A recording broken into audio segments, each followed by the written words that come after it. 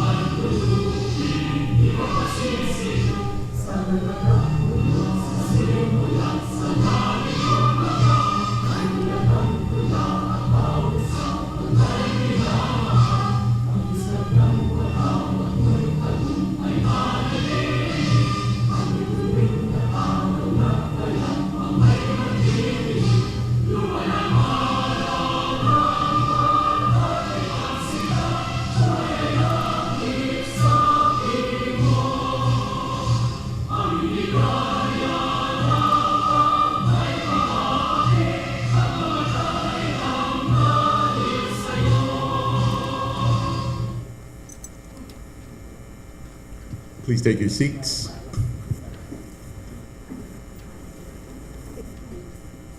We will now hear a few words of welcome from the 21st President of the University of the Philippines, Attorney Danilo Ladizabal Concepcion.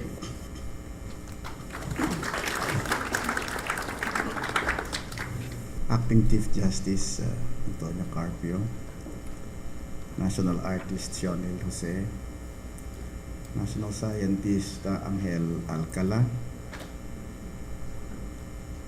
the Akademyang Filipino Chair, former Ombudsman Justice Conchita Carpio Morales, Attorney Felipe Gozon, other members of the Academia Board of Trustees, our former Chief Justice Hilario Davide, former President Emer Roman of UP, former Prime Minister Cesar Virata, other national artists, national scientists, pagpasensyahan na po ninyo at hindi ko po matandaan lahat. And Ramon Magsaysay Award is present today. Esteemed members of the Akademyang Filipino, members of the forum panel, friends, ladies and gentlemen. A very pleasant morning to all of you. On behalf of the University of the Philippines, it is my great honor to welcome you to UPBGC, the newest of UP's 17 campuses, which today will be privileged to host this first General Assembly and Public Forum of the Akademyang Filipino. Kami po ay nalulugod na makapiling kayong lahat ngayong umaga, sapagkat batid naming hindi lamang mahalaga kung hindi makasaysayan ang pagtitipong ito. Sa buong kasaysayan po ng Pilipinas ay ngayon lamang nagsama-sama ang pinakamarurunong at pinakamatatalas na utak at diwa sa ating bayan. Kabilang na ang mga pambansang alagad ng sining, mga pambansang alagad ng agham, at mga ginawaran ng Ramon Magsaysay Award para sa kanilang mga nagawa para sa ating bayan. Isang malaking karangalan po para sa Universidad ng Pilipinas na manguna sa pagtangkilik ng inyong pagtitipon.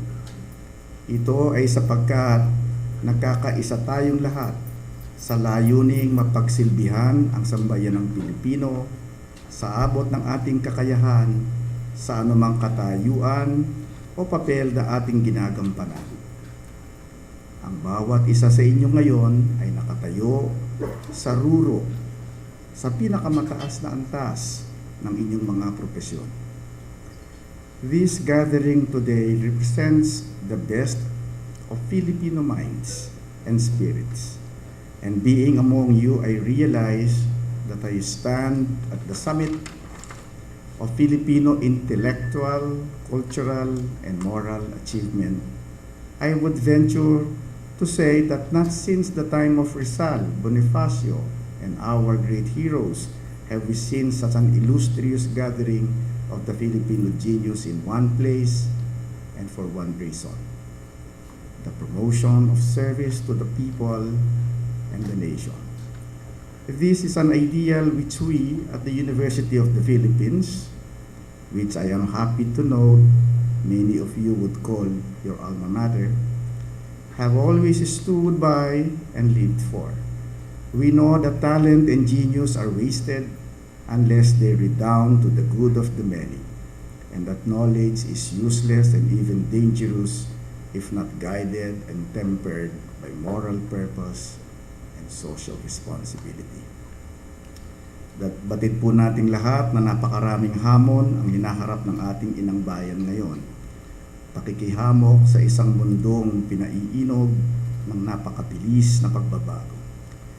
Kailangan tayong magabayan ng mga Pilipinong may lalim ang kaalaman at may lawak na pangunawa upang mailawan ang ating landas na tatahakin. Kayo po ang mga dakilang tanglaw na ito at umaasa kaming magbubunga ang ating pagtatagpo ngayong umaga sa mga payo, mga inisyatiba at mga proyektong makapagbibigay linaw sa ating kinabukasan. During my investiture last year as the 21st President of UP, I dwelt on re-establishing the university as a common ground for the exchange of ideas, a safe, free, and congenial space within which its constituents can teach, study, and work productively to their full potential.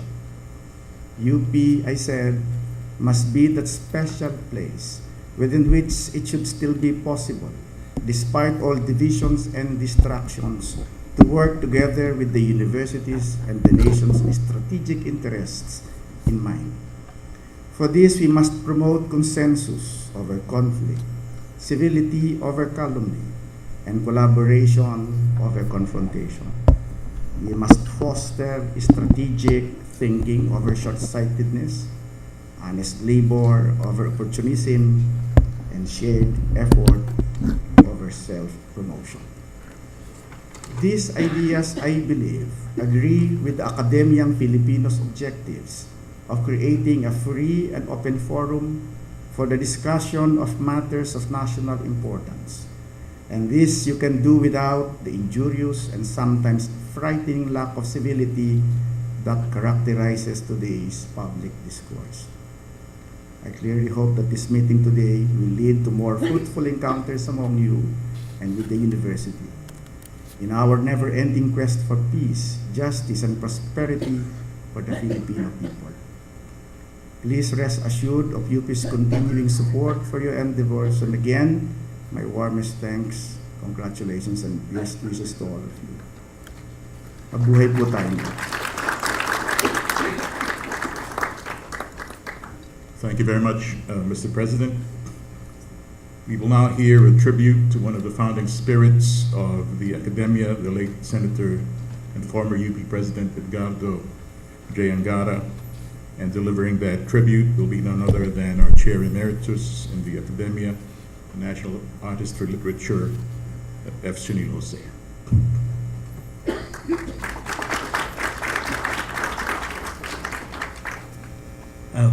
Good morning.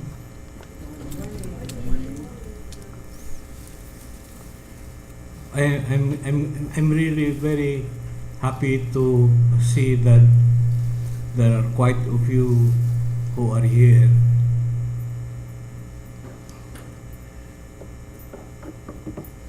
I knew Ed for the first time when he was president of the UP. I saw in him the possibilities not only of scholarship but also of leadership. That, how would I call it? That comradeship produced quite a few interesting meetings, seminars, and finally this group. When I first brought it to him, he was very, very enthusiastic because he was one of those few Filipinos who had vision, who was able to think far ahead, and who was also able to transcend himself. Because bandang huli, I have noticed that one great fault of most Filipinos is their super egos. And he was one of those who was able to transcend it. I want to thank first in the formation of this group, no, our chairman, hindi lang si Ed, the members of the board, you know, because they are all very, very active people, although all of them are busy. I had a good opportunity to listen way back. I'm 93 years old, to one of the greatest historians of the time, si Arnold Toynbee. And he said,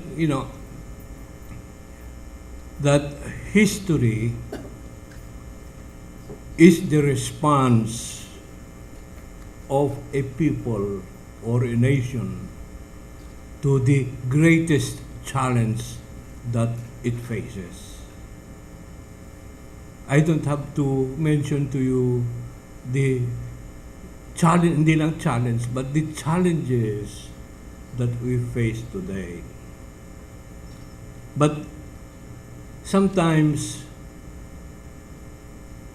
no matter how hard we work, and as our history has shown, it is the ego that destroys not only organizations but also their ambitions. I knew an American scholar who has studied this country from the very beginning. His name is Harry Benda.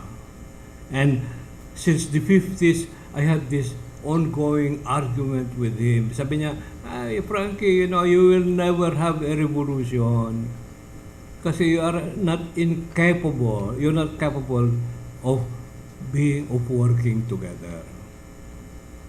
And so, here we are facing this challenge not only of our country, but of also our own personalities. But looking at you, I know that you can transcend yourselves. And in fact, many of you are already doing what all of us should do, which is to build a nation that is just, sovereign, and also happy.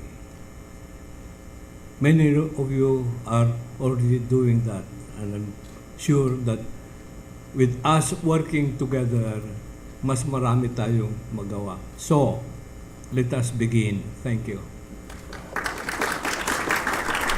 Thank you very much, Manong Frankie.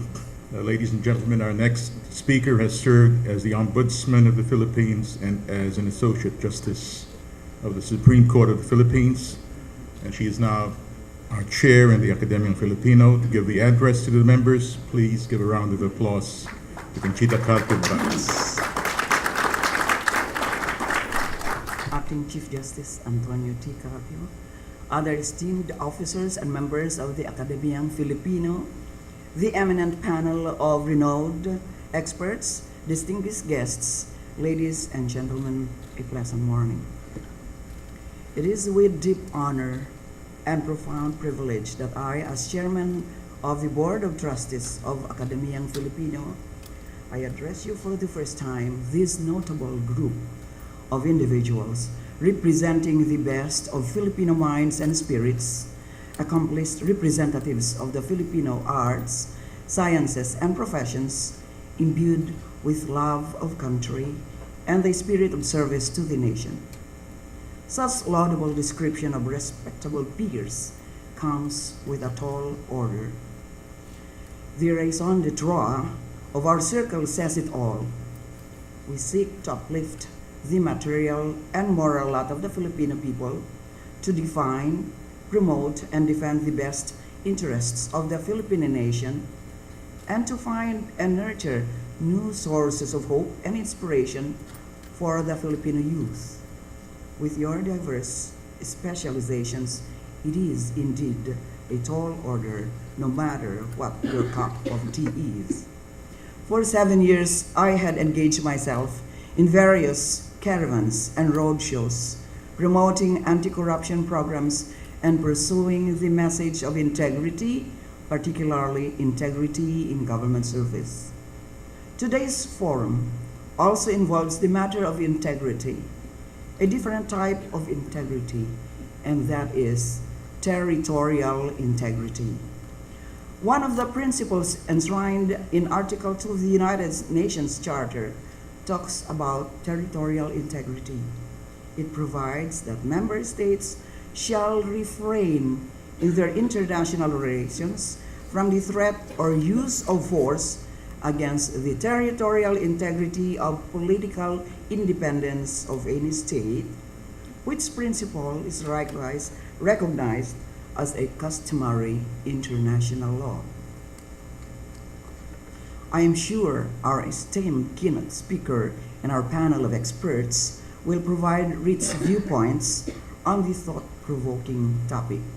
May they provoke you in more ways than one.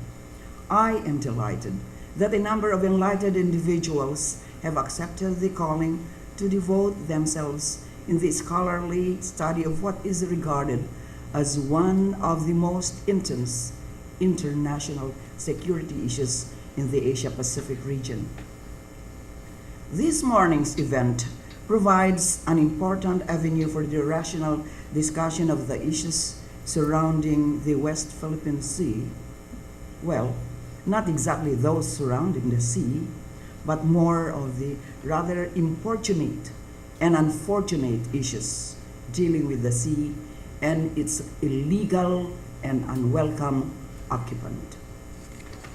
With the jaundiced and jaded views and issues and prospects, it comes as a ray of hope that principled men and women remain principled and that they are doing a tremendous job in keeping the fire burning and emitting that spark of enlightenment for the people. A gathering such as this one is in keeping with the Akademyang Filipino's objective of nurturing new sources of hope and inspiration for the Filipino youth. The Filipino people today are falling in a quandary with the distortions of the truth as presented by bigoted outlooks on the pressing issues in the nation's life. Baffled by the alarming colors in the political spectrum and the selective flexing of the political muscle, the Filipino people are left in a quagmire. Amid the loud divergence of views and the incessant hurling of incendiary words, there is always room to listen to the whispers of the voice of principled reason and the heartbeat of an impassioned conscience. There is wisdom in sobriety, after all. Truth is not measured by decibels. At this time and climb, what the people need are two things: curated information and curative information. There ought to be a shift to a broader long-term perspective in contextually assessing evidence-based information in light of our national interest. In moments like these, only the boldest can rise to the occasion. This morning, we are glad to have some brave souls with a great sense of national responsibility. Former U.S. President John F. Kennedy once remarked, and I quote, "For in a democracy, every citizen, regardless of his interest in politics, holds office. Every one of us is in a position of responsibility, and in the final analysis, the kind of government we get depends upon how we fulfill those responsibilities. We, the people, are the boss, and we will get the kind of political leadership, be it good or bad, that we demand and deserve. End of quote. English-American author Thomas Paine put it this way: those who expect to reap the blessings of freedom must undergo the fatigue of supporting it. It is in this spirit of service to the nation, one of the principles that the Akademyang Filipino espouses, that impels its members to accordingly define, promote, and defend the best interests of the Filipino nation against wind and tide. Indeed, as members of a vocal and vibrant democracy, we equally carry the heavy burden of responsibility of placing every government action under the magnifying lens of strict scrutiny. The people need to assert transparency, demand integrity, and exact accountability from the powers that be, who must adhere to the rule of law, even international law, including the law of the sea. After all, sovereignty resides in the people, and all governmental authority emanates from them. When the citizenry chooses to grant this power to their selected officials, the citizenry should closely monitor and see how these officials fare the test, most relevantly in this case, in the call for patriotic reason or the fall to cryptic treason. The people should not bat an eyelash when the time comes, when our national leaders would make the defining choice whether to protect our national patrimony or leave us in a state of national parsimony. The words of Roman statesman Marcus, M-A-R-C-U-S, Tullius Cicero, echo to this day. I quote, "A nation can survive its fools and even the ambitious, but it cannot survive treason from within. An enemy at the gate is less formidable, for he is known and carries his banner openly. But the traitor moves amongst those within the gate freely. His sly whispers rustling through all the alleys, heard in the very halls of government itself." End of quote. President Manuel L. Quezon had warned us that let not our children be mere tenants and trespassers in their own country. Let us preserve and bequeath to them what is rightfully theirs, free from sovereign liens and encumbrances. Ladies and gentlemen, the writings are on the wall. The ensuing period of years is the litmus test of how this nation is going to assert the gains it has painstakingly fought in The Hague. I earnestly hope that this nation will not fail its people. Mabuhay ang sambayanang Filipino, mabuhay ang Akademyang Pilipino. Maraming salamat po. And now, ladies and gentlemen, I have the honor to present the members of the Board of Trustees of Akademyang Filipino. F. Shunil Jose, Chair Emeritus.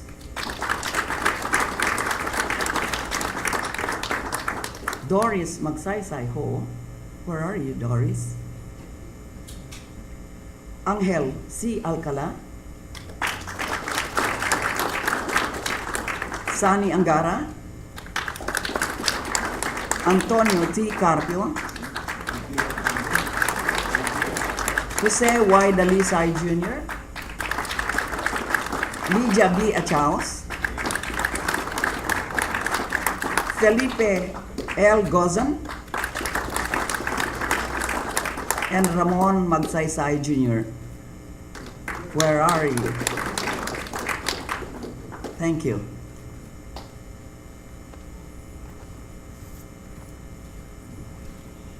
Thank you very much, Chair Carpio Morales. We will now proceed to the forum on defending the Philippine sovereign rights in the West Philippine Sea. Our honored keynote speaker is the foremost authority on the historical and legal issues related to China's claims on the West Philippine Sea. He is a highly respected advocate for protecting the Philippines' territorial and maritime rights in the West Philippine Sea. Ladies and gentlemen, a round of applause, please, for Acting Chief Justice of the Supreme Court of the Philippines, Senior Associate Justice Antonio T. Carpio.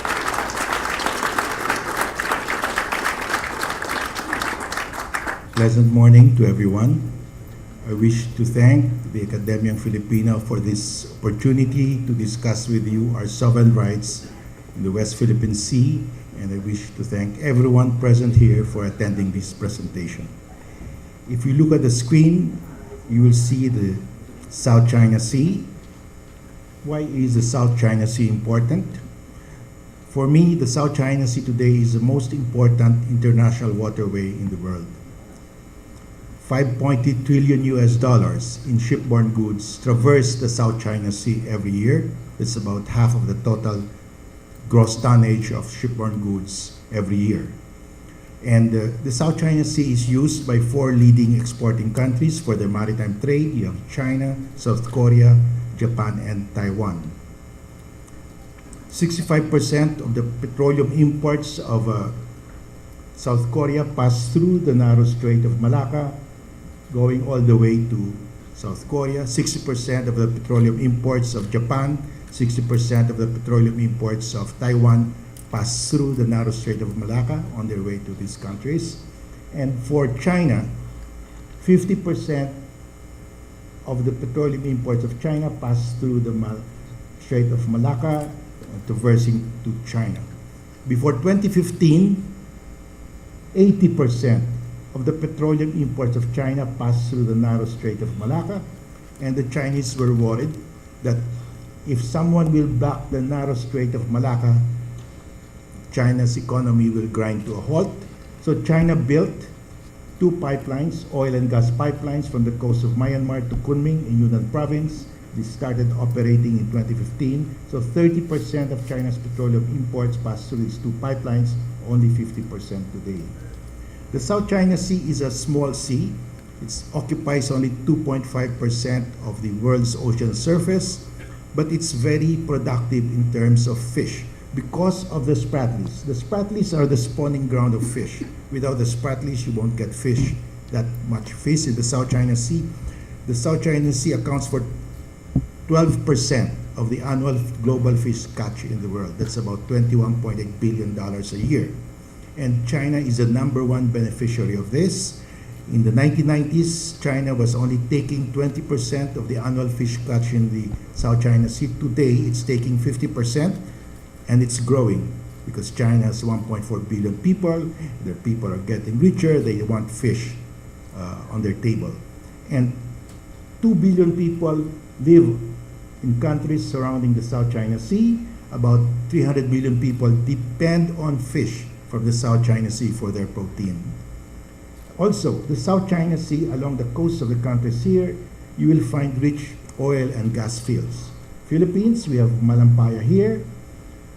Brunei is here. Sabah, Malaysia's oil and gas fields also. You have Natuna Islands. This is the exclusive economic zone of Indonesia. Natuna Islands, you'll find there the richest gas field in Southeast Asia, the second largest gas field in the world. Oil and gas fields are on the coast of Vietnam and China.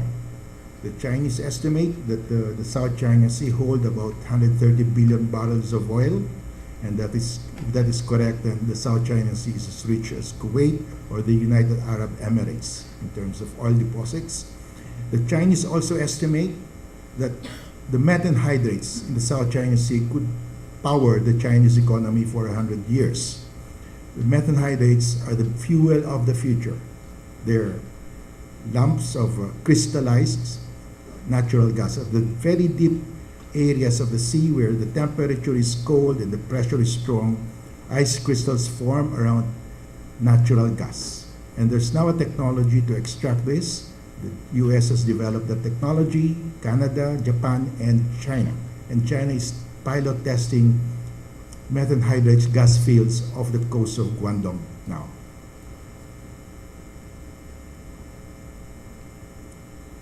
The South China Sea is also dotted with hundreds of small rocks above water at high tide. Tiny rocks, maybe a few inches above water at high tide, maybe 1 meter. But even if it's just a few inches above water at high tide, the rock is considered land or territory. And it is capable of sovereign ownership. And there is a territorial sea to that rock and a territorial airspace above it. What is the area of this territorial sea of 12 nautical miles? That area is about 155,000 hectares. That's more than twice the land area of Metro Manila. Metro Manila is a land area of 63,000 hectares. More than twice the land area of Singapore. Singapore has 70,000 hectares. So if you own a tiny rock in the middle of the South China Sea, you own a very huge territorial sea. You own all the fish, oil, and gas and mineral resources within that area. You can reclaim it to the edge of the territorial sea. So you have a huge island. So tiny rocks above water at high tide are very valuable. That's why states fight over these tiny rocks. Now, China did not participate in the proceedings of The Hague, but China said, we are not participating, but we have this position paper. This is our position paper. So China's historical narrative to claim the South China Sea is this. China said Chinese activities in the South China Sea started 2,000 years ago. China was the first state to discover, name, explore, and exploit the resources in the South China Sea and exercise sovereignty over the South China Sea. This is the narrative that China uses to claim the South China Sea, and people in the West started to believe this because China is an old civilization.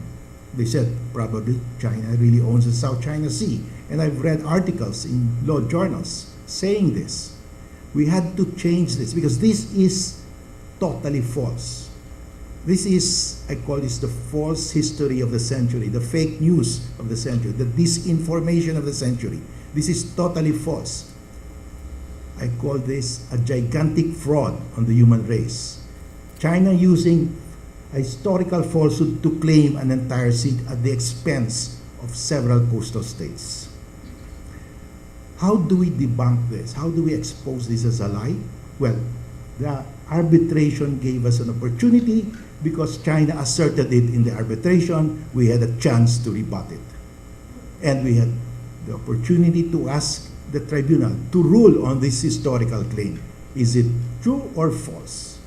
Because in China today, all the generals, admirals, bureaucrats, professors, diplomats, businessmen, they all grew up being taught from grade 1 to college that they own the South China Sea since 2,000 years ago. It is in their DNA.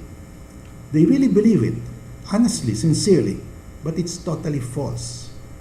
That's why today, the Chinese government will not comply with the ruling of the tribunal, because if the Chinese government will comply with the ruling today, that delegitimizes them in the eyes of the Chinese people. Why are you going to give up our territory, our sovereign territory? And their mantra is this: we will not give up an inch of the sacred territory that our ancestors bequeathed to us through the generations, through ancient times. And that is our big problem. How do we change the mindset of the Chinese people that that is totally wrong? China submitted this map to the United Nations in 2009. Officially now, it was only in 2009 that China officially informed the world about the 9-dash line. China claimed everything within the 9-dash line. And in 2013, China produced a new map. China added a 10th dash on the eastern side of Taiwan, so the 9-dash lines are still growing. And you have here a legend which says, this means national boundary. This is the shading of the 10 dashes here. The same shading that you find on continental land boundary of China. So China treats the waters within the 9 dash lines, I still call it 9 dash lines. China treats the waters here in the same way it treats its land territory. It's national territory. What is enclosed by your national boundaries are your national territory.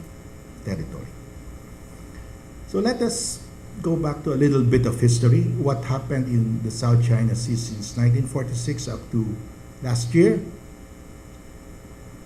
Throughout the Chinese dynasties, the southernmost territory of China was Hainan. Before World War II, still Hainan was the southernmost territory of China. Not a single Chinese sailor or soldier was stationed in the South China Sea. None in the Paracels, none in the Spratlys, none in Scarborough Shoal. Before World War II, the French occupied the Paracels. No country occupied the Spratlys. At the outbreak of World War II, the Japanese seized the Paracels from the French, and the Japanese established a submarine base in Ituaba. Ituaba is the largest island in the Spratlys. That submarine base was used in the invasion of the Philippines. With the defeat of the Japanese forces in 1946, of course, the Japanese forces left.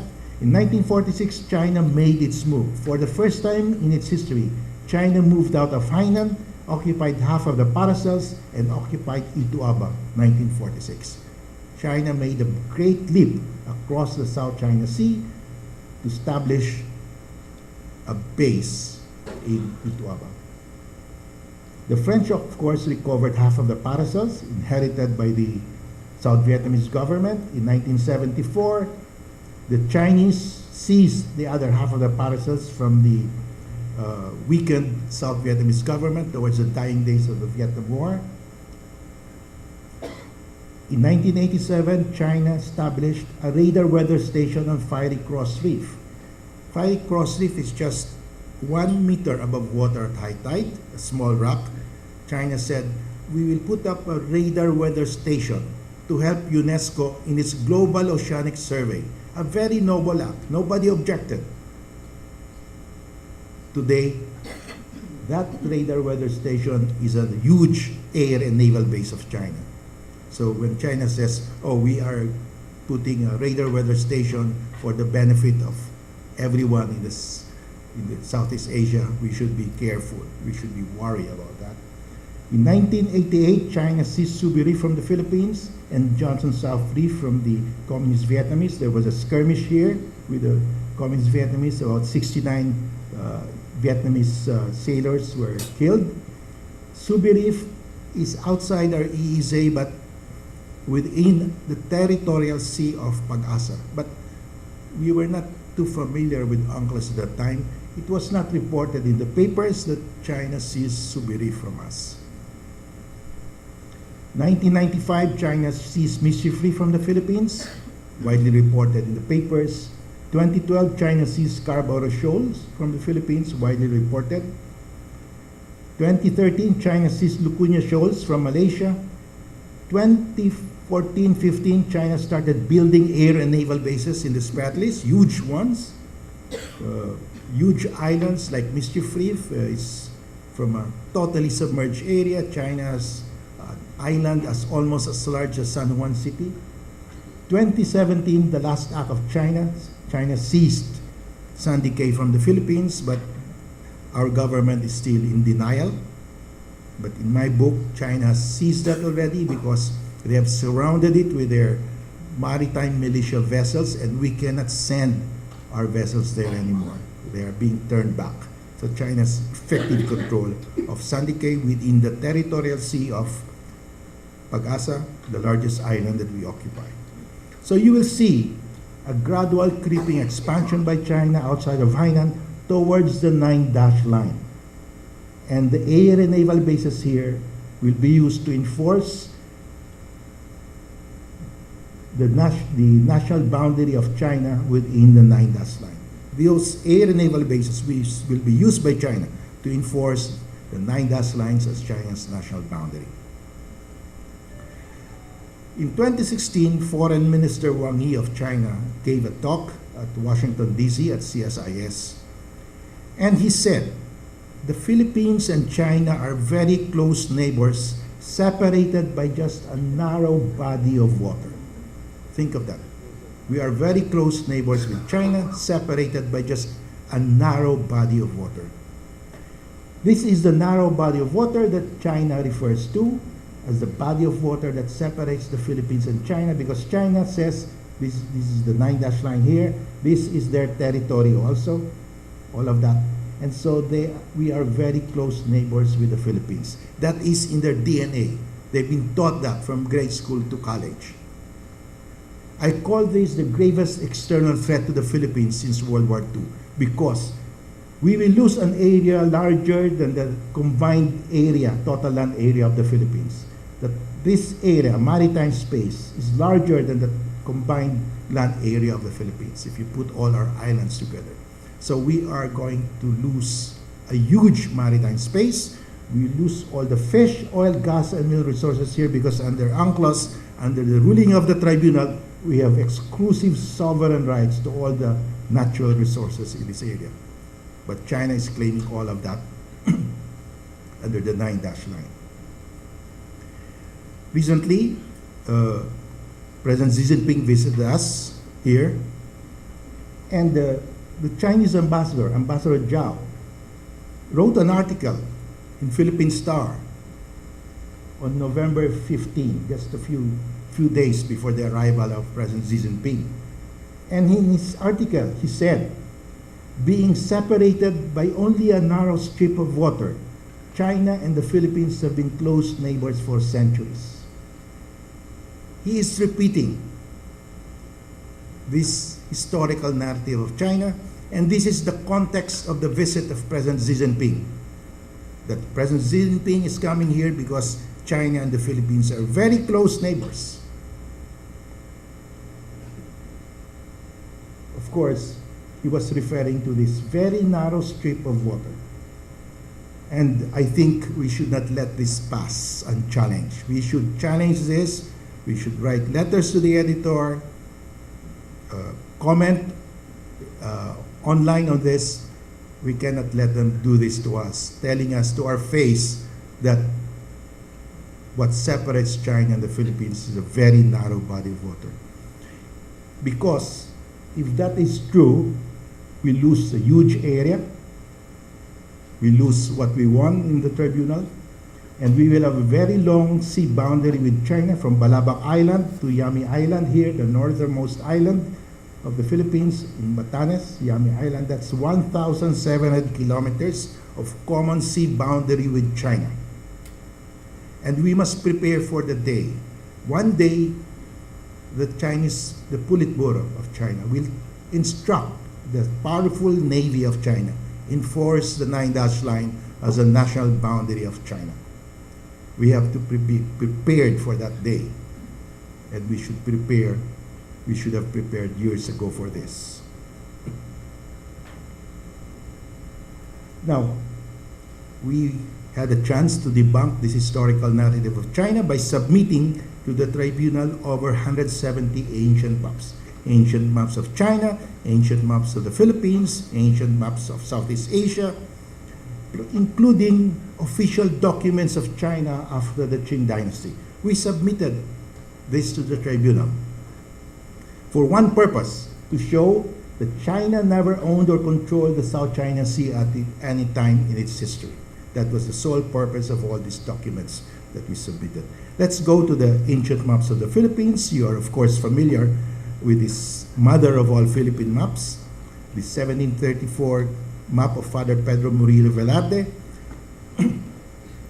For the first time in any map, Scarborough was given a name, a Tagalog word, Panakot. So we were the first to give a name to Scarborough Shoal. We gave it a Tagalog word, Panakot, because Panakot means danger. If you are the captain of a ship and you don't know where Panakot is, your ship will hit the rocks of Panakot, and that's what happened to a British tiki-or ship called Scarborough. It ran aground on Scarborough Shoal. European cartographers renamed the shoal Scarborough Shoal. And in this map, you will see here shoals, Los Bajos de Paragua. Paragua is the old name of Palawan. It was changed into Palawan only in the 1903. Los Bajos is the Spanish term for shoals, the shoals of Palawan. What are the shoals of Palawan? They are the Spratlys. So in this map, you have Scarborough Shoal as a territory of the Philippines, you have the Spratlys as a territory of the Philippines, and this is an official map of the Philippine territory in 1734, because you will see here the royal coat of arms of Spain. And this map was made upon instructions of King Philip V of Spain to Governor General Fernando Talmon, the Governor General at that time. And Governor General Talmon commissioned Father Pedro Murillo Velarde, a Jesuit priest, a Spanish Jesuit priest, here in Manila. So this map was printed in Manila. The engraver of this map was a Filipino, Nicolas de la Cruz Bagay, and the artist who drew this map is a Filipino, Francisco Suarez. A very famous map, engraved in copper plates, printed in Manila, showing Philippine territory, official Philippine territory in 1734, including already Scarborough Shoal and the Spratlys as part of Philippine territory. There is no older map from China or from Vietnam showing that Scarborough Shoal or the Spratlys form part of their territory. We have the oldest map. So here you will see the cartouche, the royal coat of arms of Spain. It's an official map of the Philippines in 1734. How did Father Pedro Murillo Velarde come across this? How did he include the shoals of Palawan, the Spratlys, as part of Philippine territory? He took it from an earlier map. The 1688 Coronelli globe is are the portions of the globe. And in this map, it shows here is all Philippines. Father Coronelli was a Franciscan monk. The Franciscans arrived in the Philippines in 1578, and all these religious orders that came here would send periodic reports to the Vatican. What were the names of the new towns? What were the names of the new islands occupied? And Father Coronelli was sitting there in the Vatican getting all of these reports, and he drew a map of the Philippines. And he drew lines around the Philippines, lines around the Portuguese position in the East Indies, the Dutch possession, and he included the Spratlys as part of the Philippines. And that's where Father Murillo put Los Bajos de Paragua as part of the Philippines in 1734. So this is even an older map showing that Spratlys belong to the Philippines. This is a map of 1808, but the data for this map, this was published in Madrid during the Spanish regime. The data from this map was taken from the Malaspina expedition. Alessandro Malaspina headed the Spanish expedition to go around the world, visit the Spanish possessions all over the world, to collect specimens of flora and fauna, and to chart the waters of the possession of the Spanish territories all over the world. It was a scientific expedition. The Spaniards followed the British. The British sent Captain Cook on a scientific expedition around the world earlier, and the Spanish followed suit. And at that time, it was like sending a man to the moon. It was a voyage of exploration. And Alessandro Malaspina was here in Manila in 1792, and he surveyed Scarborough Shoal. He made a survey, nautical survey of Scarborough Shoal, because it was a famous shoal. And this survey was incorporated in this map that was published by the Spanish government. And Alessandro Malaspina had a journal, and in his journal, the entry in his journal on May 4, 1792 says, "On this shoal, Spanish and foreign ships have been lost." We have the first nautical survey of Scarborough Shoal. There's no such survey by China. Let's go to the ancient maps of China, published in China. We use Chinese documents here. This is Tang Dynasty map of China, sometime 1098 to 1100 AD. And this map is found in the Atlas of Ancient Maps in China, officially published by the People's Republic of China by its State Bureau of Cultural Relics of China. So this is an official publication of the People's Republic of China showing the ancient maps of China. And this is map 97. And it shows Hainan as the southernmost territory of China during the Tang Dynasty. This is the book that the State Bureau of Cultural Relics of China published. And that map is found in this book. I was able to get a copy of this book. It's an official publication of China. There are 3 volumes. Another map from the Atlas of Ancient Maps of China. This is map 95. This is still the Tang, this is 1098, 1100, Tang Dynasty. It shows again Hainan as the southernmost territory of China. And this map is the oldest map that we presented to the tribunal. The earlier 2 maps, I came across that after the tribunal issued its ruling. So this is the oldest map that we presented to the tribunal, 1136. It says China and the barbarian countries, and it shows Hainan as the southernmost territory of China. This was published during the Southern Song Dynasty in 1903. This map is a stone map. There's only 1 copy of this map. It's engraved in stone, and this map is still in exhibit. You can still see this map in the Museum of Stone Steels in Xi'an, China. In 1903 or thereabouts, a Frenchman made a rubbing of this map, placed paper, rubbed it, and this is the impression. And this impression is found in the US Library of Congress, where I downloaded it for free. But these annotations here are not in the original stone map. It was just added by the Frenchman. But this map is also found in the Atlas of Ancient Maps of China, map number 60, officially acknowledged by China as a Song Dynasty map, showing that their southernmost territory was Hainan. Another map, so you have the Song Dynasty, the next dynasty is the Yuan Dynasty. This is the Yuan Dynasty map, 1343. This is found also in the Atlas of Asian Maps in China. This is map 193, and it shows Hainan as the southernmost territory of China.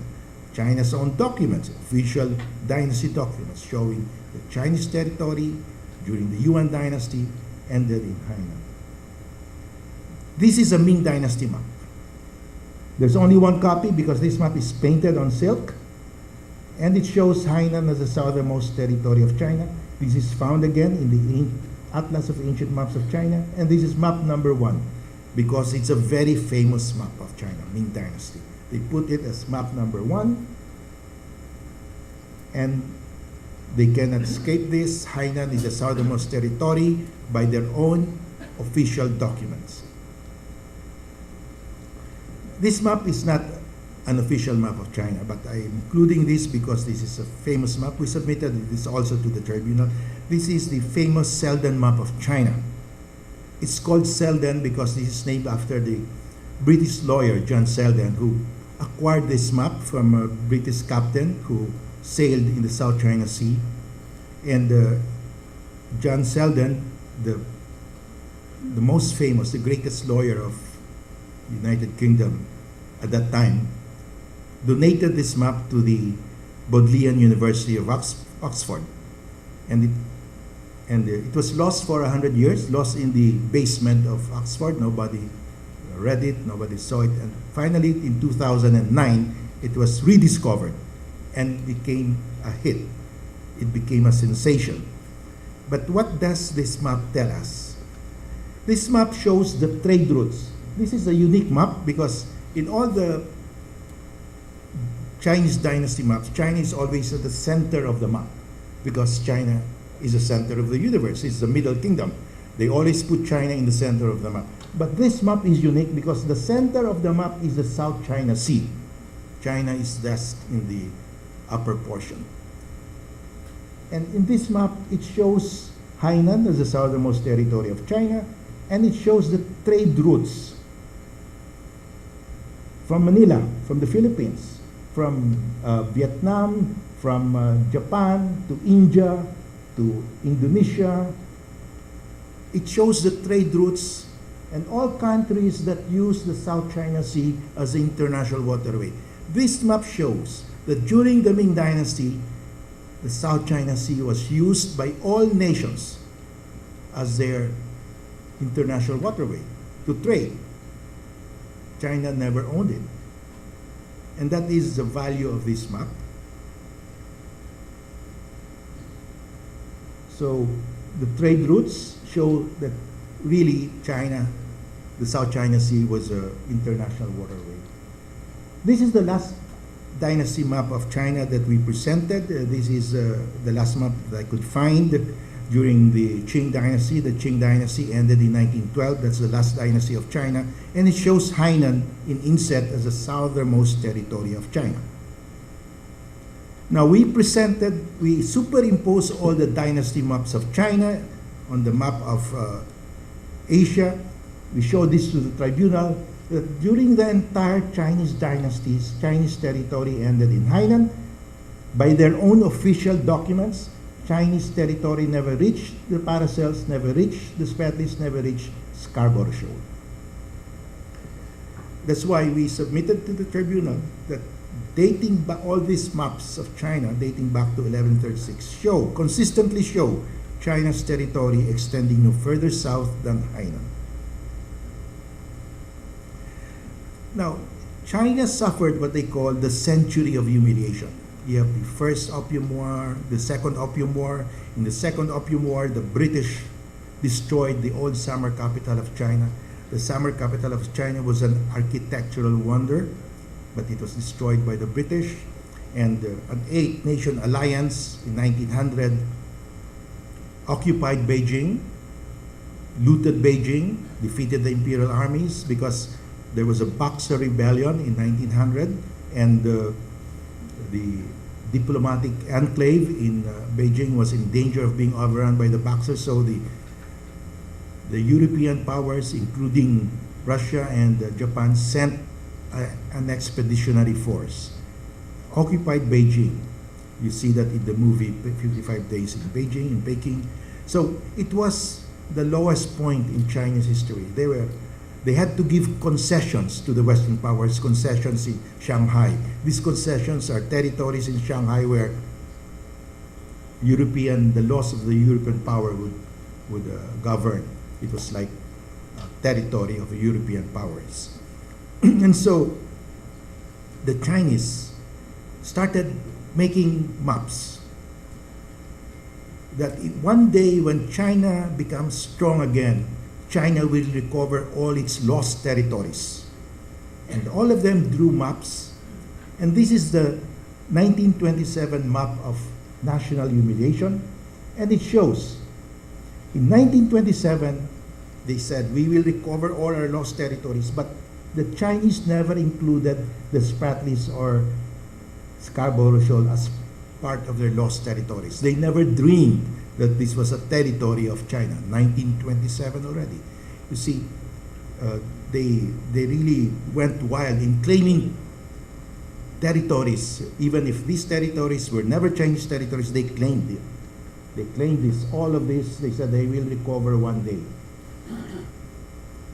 This is the map of 1938, map of national humiliation. And it shows here, let me go back. This map, there's something unique about this map because while it did not include the Spratleys and Scarborough Shoal, it included Sulu. The Sulu archipelago was included in this 1927 map of national humiliation. Why did the Chinese people ever think that Sulu was part of their territory? Because in 1417, the Sultan of Sulu, Paduraka Nahala, went to China bringing his wife and children and with a large entourage, went to China. And of course, when you meet the Chinese emperor, you will give a gift. And because he gave a gift, the Chinese people said he is a vassal of the emperor, and his territory now is a protectorate or part of Chinese territory. So we better be careful. When Art Valdez sailed this balangay to China, he crossed the South China Sea, and I told him, if you are giving a gift to the Chinese, tell them it's just a gift, it's not a tribute, because if you don't say anything, they will consider that a tribute and they will include your province, Iloilo, as part of the 9-dash line. So we better be careful. In 1938, they came out again with a map of national humiliation, but mercifully, they did not include Sulu anymore. They still did not include the Spratlys and Scarborough Shoal. This is already 1938. And this map was taught in the elementary schools in China. This is what they taught. When did China move out of Hainan? In 1932. The French occupied the Paracels. Nobody occupied the Paracels at the time. And China, for the first time, made known its claim to the Paracels. China sent a note verbal to the French in 1932. A note verbal is an official declaration to the other country and to the world. This is the note verbal. And in that note verbal, China said there are two groups in the Paracels, the Amphitrite group and the Crescent group. They lie 145 nautical miles from Hainan, and they form the southernmost part of Chinese territory. 1932, China announcing to the world officially, our southernmost territory are the Paracels. So we show this to the tribunal, superimpose the Paracels. 1932, Chinese territory never reached the Spratlys, never reached Scarborough Shoal. When the Qing dynasty ended in 1912, the Chinese put up a republic, the Republic of China. And there were many constitutions. This is the first constitution, the provisional constitution of the Republic of China. Of course, your constitution must take your territory, and the 1914 provisional constitution of China says the territory of the Republic of China continues to be the territory of the former empire. In a book that China published, the People's Republic of China published, I found this annotation. A former empire refers to the Qing dynasty. This is in China's #2 History Archives, China International Press. Because the Qing dynasty was the largest expansion of Chinese territory, and it included Tibet. So the Chinese are saying, yes, our territory is the territory of the Qing dynasty. This is now the Republic of China, the Republicans. But that same territory of the Qing dynasty ended in Hainan. Although it included Tibet, it ended in Hainan. So, in 1924, another constitution of China, the same. The territory of the Republic of China continues to be the traditional territory. 1937 Constitution of China, the territory of the Republic of China continues to be the territory it owned in the past, referring again to the dynasty territory. And the largest expansion is the Qing dynasty. January 1, we are already in 1947, they still claim the territory of the Republic of China shall be that encompassed by the traditional boundaries. All of these constitutional provisions are found in this book, published by Chinese government, the People's Republic of China, because the People's Republic of China was trying to justify that Tibet was part of its territory. So it referred to the Qing dynasty territory.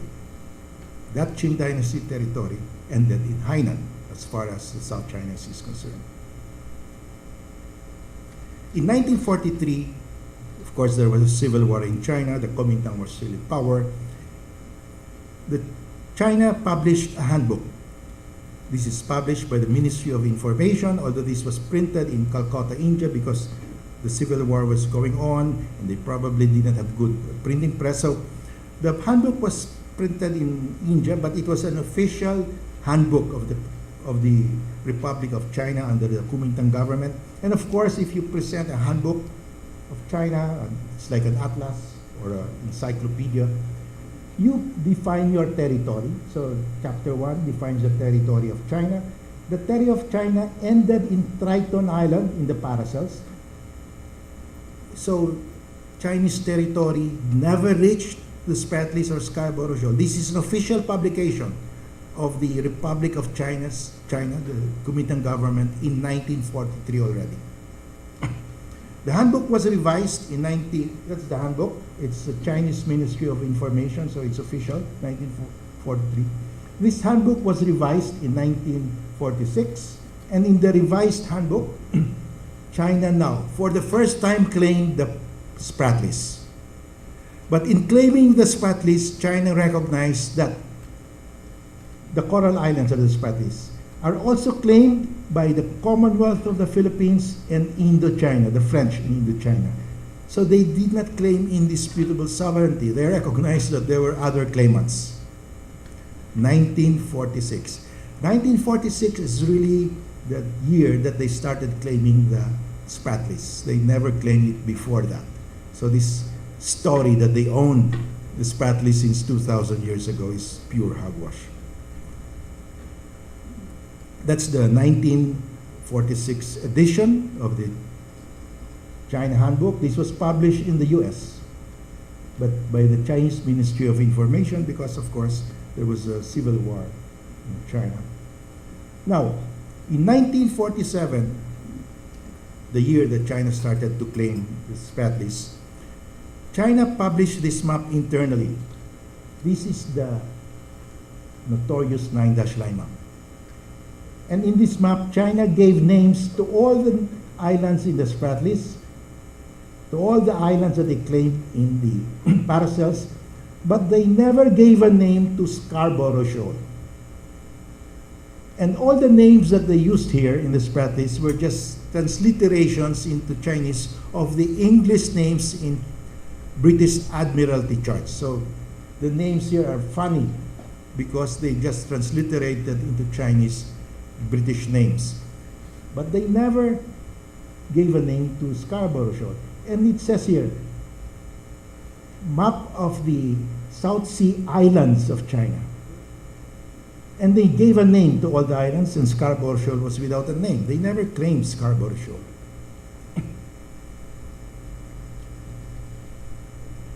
Now, this is a sovereignty marker. And China has many of these in the Paracels and the Spratlys to show that they owned the Spratlys and the Paracels. They've been showing these sovereignty maps that these maps have been there in the 1900s, early 1900s. This map, these stone markers are totally fabricated, and I can prove it. This is a book explaining the naming of all the islands in the Spratlys. Very harmless, but surprisingly, there is an annex to this book. This is published by the Guangdong province government. Guangdong, before 1988, administered Hainan. Hainan was part of Guangdong before 1988, and Hainan, of course, included the Paracels and the Spratlys. So by administration, it was the Guangdong province that administered for China, Hainan, the Paracels, and the Spratlys. And there is a surprising annex to this book and a surprising editor's note. The background behind this annex is this. In 1937, the chief of the military region, number 9 of China, Wang Qiang, was sent by the Kuomintang government ostensibly to check reports that the Japanese were invading the islands and to assert Chinese sovereignty over them. That was the ostensible purpose of the mission of Wang Qiang. But actually, Wang Qiang went there to the paracels for a different purpose. And his purpose there was to plant sovereignty markers. And he made a report, a confidential report of July 31, 1937, saying that I went there, this was 1937 report, and he placed sovereignty markers dated from 1902 to 1921. In his report, he said, at one end of the road at the North Island, a tablet can be found with the inscription commemorating the inspection of 1902. But he was doing this in 1937. Another area commemorating the inspection of 1992, he put a tablet there. This is the stone marker, but he was there in 1937. On Rocky Island, the same thing. There was a inspection of 1911, but he went there in 1930. He fabricated stone markers and put it there in 1937. And he made a report. It's a confidential report. It should not have been published. But unfortunately for them, the clerk who probably put together the names of the included it, and it was published in the book. The confidential report of how they antedated these sovereignty markers. And Francois Javier Bonnet, a Frenchman who's married to a Filipino, who lives here and has written extensively on the South China Sea dispute, he alerted me because he saw this book in a library in Hong Kong and he Xerox portions of it and he showed it to me. So I said, I have to get a copy of this book, and I asked a friend who frequented Beijing, Manila to Beijing is a trader. I said, look for this book in second-hand bookstores in Beijing, and he combed through all the bookstores and he found a copy. And I have that copy. And I think after that, the Chinese have withdrawn all copies now. You cannot find it. It's a rare book. So by their own admission, they fabricated their sovereignty stone markers. And there's an editor's note on page 291 of the book. And the editor's note is this: stone tablets on two islands in the Spratlys might have been erected by the Taiwanese Navy in 1956, not in 1946 as indicated in the stone tablets. Why? Because the captain of the ship that went to Ituaba in 1946, remember I said China occupied Ituaba in 1946. It was occupied by a mission headed by a captain of a ship, Taiping. The name of the ship is Taiping. And he went to the editors. He said, we never reached York Island. We never reached the Spratley. Those stone markers there, we did not put those stone markers. They were probably erected by somebody else. Because the stone marker says erected in December 1946, erected in the captain of the ship said, we never reached West York Island, we never reached Spratley. So the editors concluded the stone markers might have been erected by the Taiwanese Navy in 1956. So another falsification of the markers by, of course, the Taiwanese is under the Kuomintang. The Kuomintang invented the 9-dash line and they had to support it with supposedly sovereignty markers, but they fabricated all of this.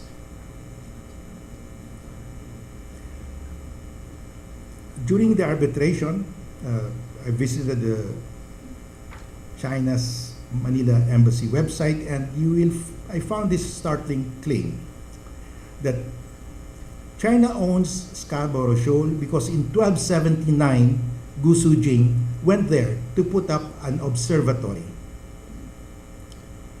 Huangyan Island was first discovered and came into China's map during the Yuan Dynasty, 1279. Gu Sujing went there upon the instruction of Kublai Khan. And Huangyan Island was chosen as the point of observation in the South China Sea. Gu Sujing is a very famous Chinese astronomer, mathematician, engineer.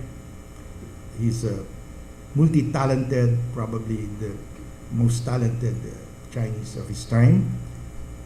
He developed a very accurate calendar for China, He built 27 observatories, 26 on mainland China and one in Nanhai. Nanhai means South Sea. Where in Nanhai did he put this? The website of China claims it's Scarborough Shoal. Now, Gu Sujing created a calendar more accurate than the European calendar because he had these 27 observatories, 26 on mainland China, one in the South Sea. And in these observatories, you take measurements of the sunrise, sunset, all year round, so you will know when winter will come, when summer will come, when is the time to plant, when is the time to harvest. That was the purpose of this calendar. Now, that's the website. But they have taken this down already after I exposed it. In 1980, the Chinese and the Vietnamese were quarreling over the parasols. China said, we have an older title to the parasols. The Vietnamese said, we had an older title. And China said, no, we have the oldest because in 1279, Gu Sujing went to the parasols to put up an observatory. This is an official publication of China. China's sovereignty over the Xia. Xia are the parasols, Zhongsha are the Macclesfield Bank, including the Spratlys. So in the Beijing Review, an official publication of the Ministry of Foreign Affairs, they said, the astronomical observation point 999 was today Xia Islands. It shows that Xia Islands were within the bounds of China at the time of the Yuan dynasty. Of course, Xia are the parasols. So he built 27 observatories, one in the South Sea, and that was in the parasols. So that was the quarrel with Vietnam. Today, we are quarreling with China on Scarborough Shoal. The Chinese said, oh, wait a minute, we own Scarborough Shoal because it's the place where Gu Sujing built his observatory. That's the Beijing, I was able to get this. And you can see how far it is.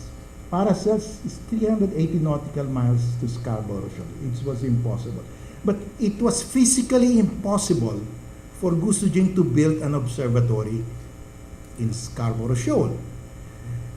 Of the 27 observatories that Gu Sujing built, one is extant today. It remains. In Henan province, it's still there. Very tall, 12.6 meter high. And you have this sundial here. You have to be there every day to take measurements. You have to have a crew to take the measurements. And this is Scarborough Shoal. That's the high tide. That's the highest rock at high tide. Could he have built that? You see, Scarborough Shoal, there are 2 or 3 rocks there above water at high tide. 6 or 10 people can stay there. Could he have built that observatory? That's Scarborough Shoal. If you superimpose the observatories that he built, it was impossible. You know, they pulled down the that fake story in the website of Chinese embassy. That's Scarborough Shoal. Satellite image. There the opening. It's huge, about 150 square kilometers.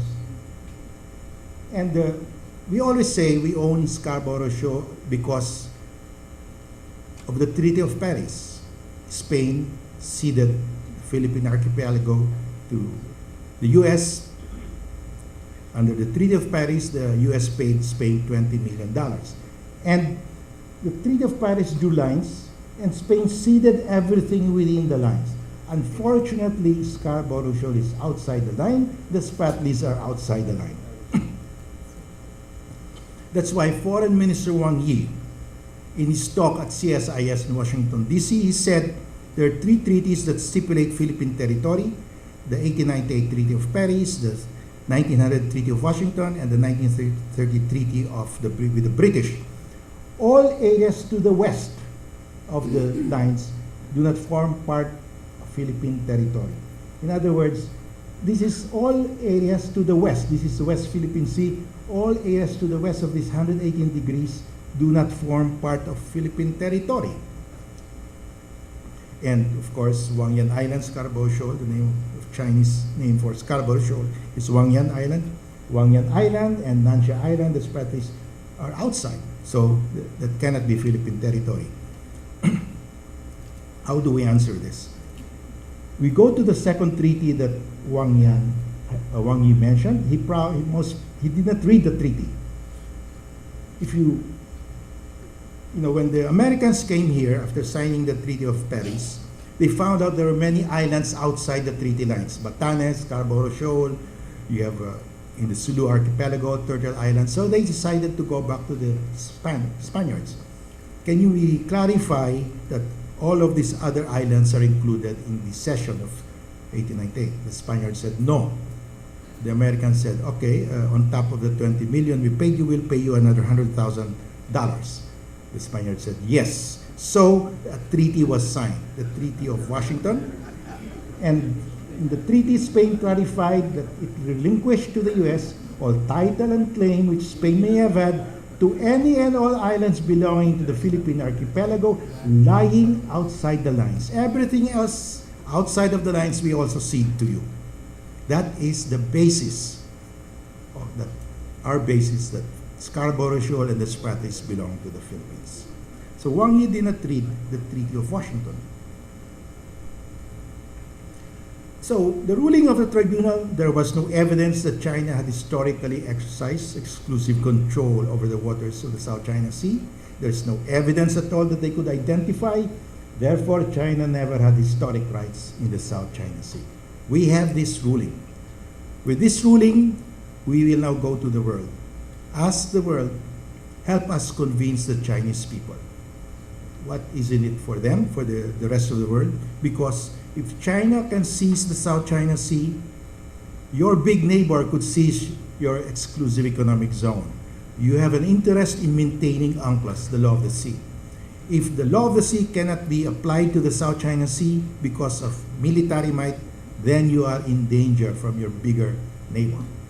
So it's in the paramount national interest of all states that the law of the sea be maintained in the South China Sea. So before the tribunal ruled on the 9-9, China claimed ownership of the green area. After the ruling, automatically you have high seas. 25% of the South China Sea are high seas. In the high seas, nobody can claim possession or ownership of the high seas. All the fish there belong to mankind. And all around the high seas, you have the exclusive economic zone. The exclusive economic zone is exclusively for the adjacent coastal state. What is the adjacent coastal state in the West Philippine Sea? Only one state, the Philippines. So all the resources here belong exclusively to the adjacent coastal state. This is the Malaysian EEZ in Sabah, Brunei, Malaysia again, Indonesia, and Vietnam, and China. So that is the automatic consequence when the tribunals struck down the 9-line. Automatically, it affirmed the existence of high seas and EEZs. And in the high seas and EEZs, there is freedom of navigation and overflight. All states can sail here without getting the permission of anyone. All states can fly here, and all states can fly in the EEZs without getting the permission of anyone. So, we won this area. China claimed it. We won it. It's all blue now except for 3 dots. As between the Philippines and area, legally there are still 3 territories in dispute. Scarborough Shoal and the Territorial Sea, Makinan Reef and Johnson South Reef. And what is the area of this? How big is that? Our EEZ in the West Philippine Sea is 381,000 square kilometers. You deduct the territorial seas of those 3 dots, Scarborough Shoal, Makinan Reef, and Johnson South Reef. You get a net EEZ of 376,000 square kilometers, free from any Chinese claim legally. If China is still there, it's there as a squatter. That maritime space is larger than our total land area. Our total land area, if you put all our islands together, it's just 300,000 square kilometers. So all the fish, oil, gas, and other mineral resources in this huge area belong exclusively to the Philippines. China wants it. That's why I say this is the gravest external threat to the Philippines since World War II. How do we enforce the ruling? Under UNCLOS, there are maritime zones, and from the edge of the territorial sea seaward, there is freedom of navigation and overflight. All merchant ships and military ships, all military aircraft and civilian aircraft can sail and fly without getting the consent of any state. They can conduct military activities in this area without getting the consent of adjacent states.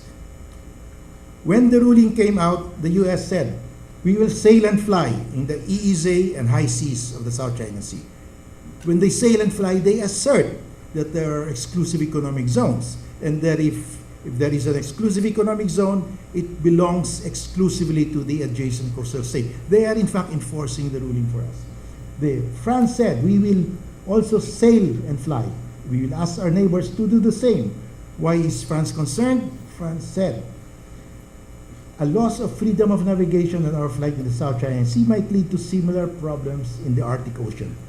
France was saying, if China can claim the South China Sea, Russia will claim also the Arctic Ocean, India might claim the Indian Ocean, and that will mean the collapse of the law of the sea, and therefore their navies cannot sail and fly, they cannot protect their trade routes. They are sailing and flying all over the world because they want to protect their trade routes. That is their paramount national interest. So they have a paramount national interest to maintain the freedom of navigation and our flight in the South China Sea. Britain also said, once we finish our 2 aircraft carriers in 2020, we will sail them in the South China Sea. In fact, in 2016, they sent their fighter jets to Japan for joint exercises with the Japanese Air Force. When the British planes flew back, they deliberately announced that the British planes will fly over the South China Sea on their way back to Britain to assert freedom of overflight. Australia said, we will sail and fly. Last year, Australia assembled their biggest naval task force for the last 30 years. And this task force sailed in the South China Sea. And the Australian Navy continues to sail. And their Poseidon, their aircraft, their reconnaissance planes continue to fly over the South China Sea. This is Mischief Reef. Mischief Reef is a submerged area at high tide. So the tribunal said that is totally submerged at high tide. So it's part of the EEZ of the Philippines. It's only the Philippines that can put up a structure there, and whatever structure is built there cannot generate a territorial sea because only a naturally formed island can generate a territorial sea. So the tribunal said only the Philippines can put up a structure, Mischief Reef, but any structure there is an artificial island. It cannot generate a territorial sea. Now, to prove that Mischief Reef has no territorial sea, this U.S. ship in 2017 sailed within 12 nautical miles. The Chinese claimed a territorial sea out of this artificial island, contrary to UNCLOS.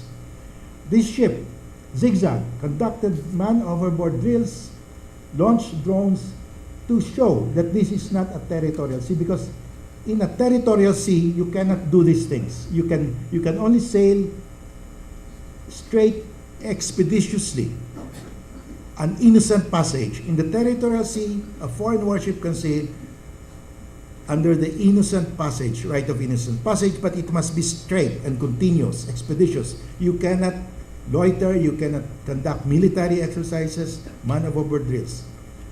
But the US said, this is not a territorial sea, we can do all these things, because that is part of the EEZ of the Philippines, and then EEZ, in the EEZ there's freedom of navigation. So the US is actually enforcing the ruling for us. Are they particularly kind to us? No, they do this all over the world. Whenever a coastal state asserts something that is beyond what customary international law allows, they will do this. They've done this for other states. They will always assert freedom of navigation. That's their national policy for decades now. So, Mischief Reef has no territorial airspace, and this US Poseidon plane flew over Mischief Reef to show to the Chinese, you are not a natural island, you don't have a territorial sea. This is part of the EEZ of a coastal state. We have freedom of overflight here. And the conversation between the Chinese ground controller and the US aircraft went this way. The Chinese said, leave immediately, keep out. The US plane said, we are conducting military activities beyond the national airspace of any coastal state. You cannot drive us away. We have freedom of our flight because this is not your territorial airspace. You are just an artificial island. The tribunal said you do not generate a territorial sea or a territorial airspace. The US is actually enforcing the ruling for us. Not because they love us, but because they have their paramount national interest. The French have 2 frigates. They continuously sail in the South China Sea because the French said, we want to maintain a naval presence in all exclusive economic zones. Because under UNCLOS, they have a right to sail in the exclusive economic zones. They have a right to conduct military exercises, and they are showing that to the Chinese. They've been sailing. The British also, they have 2 warships sailing right now in the South China Sea to assert freedom of navigation. The Japanese, last year the Japanese sent their helicopter carrier, Izumo, to sail in the South China Sea. The helicopters were sent aloft, launched to assert freedom of overflight. And this year, the sister ship Kaga sailed in the West Philippine Sea to assert freedom of navigation and overflight. They don't say, they announce that they are sailing and flying to assert freedom of navigation and overflight in accordance with international law. I told the Americans and Japanese, why don't you add a phrase? And under the tribunal's ruling, there are exclusive economic zones and high seas here. Well, they're seriously considering it. India has been sending a task force every year to sail in the South China Sea. This year they sent this task force without much fanfare, without publicity, they sail. And the Chinese take notice of that. And that's recorded.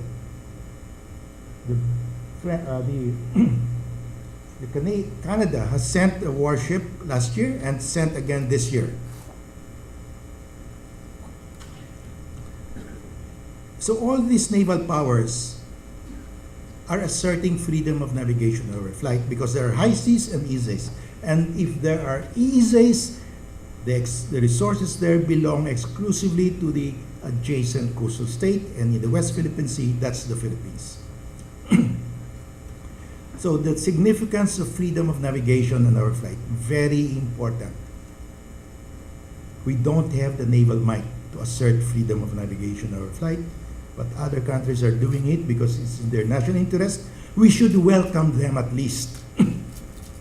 But we have been telling them we don't take sides in this freedom of navigation and overflight dispute with China and the US and other naval powers. We should take a position.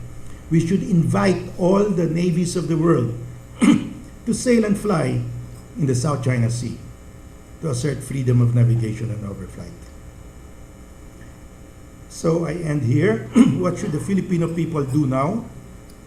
Encourage all the navies of the world to sail and fly. And the South China Sea will never become a Chinese lake. Even as I speak, the ruling is being enforced at its core. The core ruling is that the 9 dashed lines have no legal effect, and therefore you have high seas and EEZs. And we should ask the people of the world, the other coastal states, help us convince the Chinese people. And we have all the evidence here. And if we have students here, you should write the editor of Philippine Star. Cite the documents here. China and the Philippines are not close neighbors. We are not separated by a very narrow strip of water. We must not allow this to pass unchallenged. With that, I end my presentation. Thank you and a pleasant day to everyone.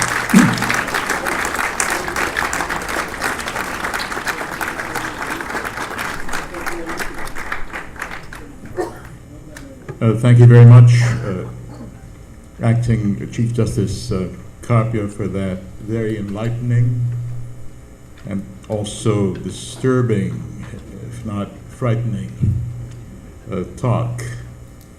Good morning, ladies and gentlemen. I'm Renato De Castro. I'm a full-time academic from De La Salle University, but it's great to be back to my alma mater, the University of the Philippines. So my task for today is to be the moderator for this very dynamic, very important symposium. So may I first call the first discussant, a fellow academic of mine, Dr. J. Batumbakal, to do his presentation.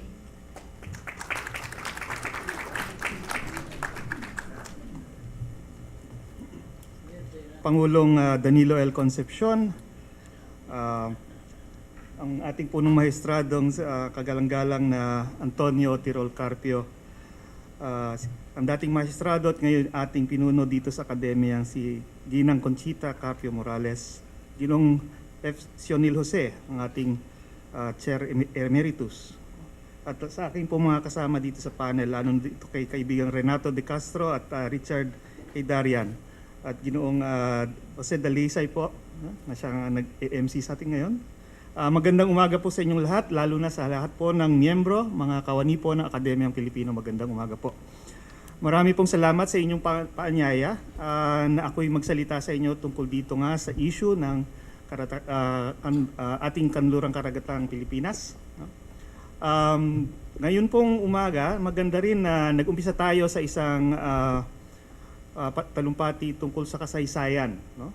Ang matagal na kasaysayan ng pag-aangkin ng China, no? Dito sa ating mga karagatan. Para po sa akin, dahil sandali lang naman po ang binigay sa atin na panahon upang magsalita, siguro ang gusto ko lang magawa ay gunitain ang pinaka mga nangyari nitong nakaraang taon, no? Siguro para i-frame natin, no, yung tinatawag nilang framing ng discussion. Alalahanin natin siguro yung hinaharap natin, isang napaka-radikal na pagkakaiba sa polisiya ng ating pamunuan. Ito po ay isang ang paghahambing ng ating mga polisiya, no? Mula nung Aquino administration at ang administrasyon pamunuan ni Ginoong Duterte. At nakikita natin na talagang radikal na nataliwas talaga ang kanilang mga polisiya kung ang titignan natin ay ang legal, diplomatiko at political na aspeto. Baligtad na baligtad po ang nangyari. Kung sa Aquino administration, ang arbitrasyon, no, ng kaso tungkol dito sa ating karagatan ay siyang pangunahing hinahabol ng administrasyon, no? Dito sa Duterte, sa administrasyon ng pamahalaan ngayon, siya yung pangunahing kinakalimutan o tinatabi, no?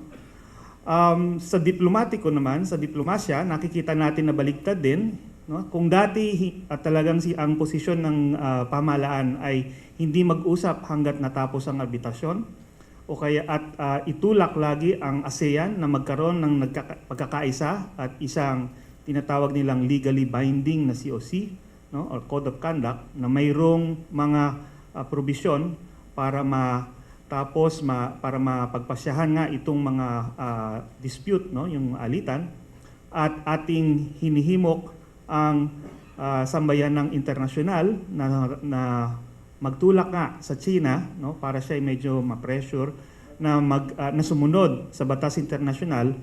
Sa pamahalaan ngayon baligtad, no?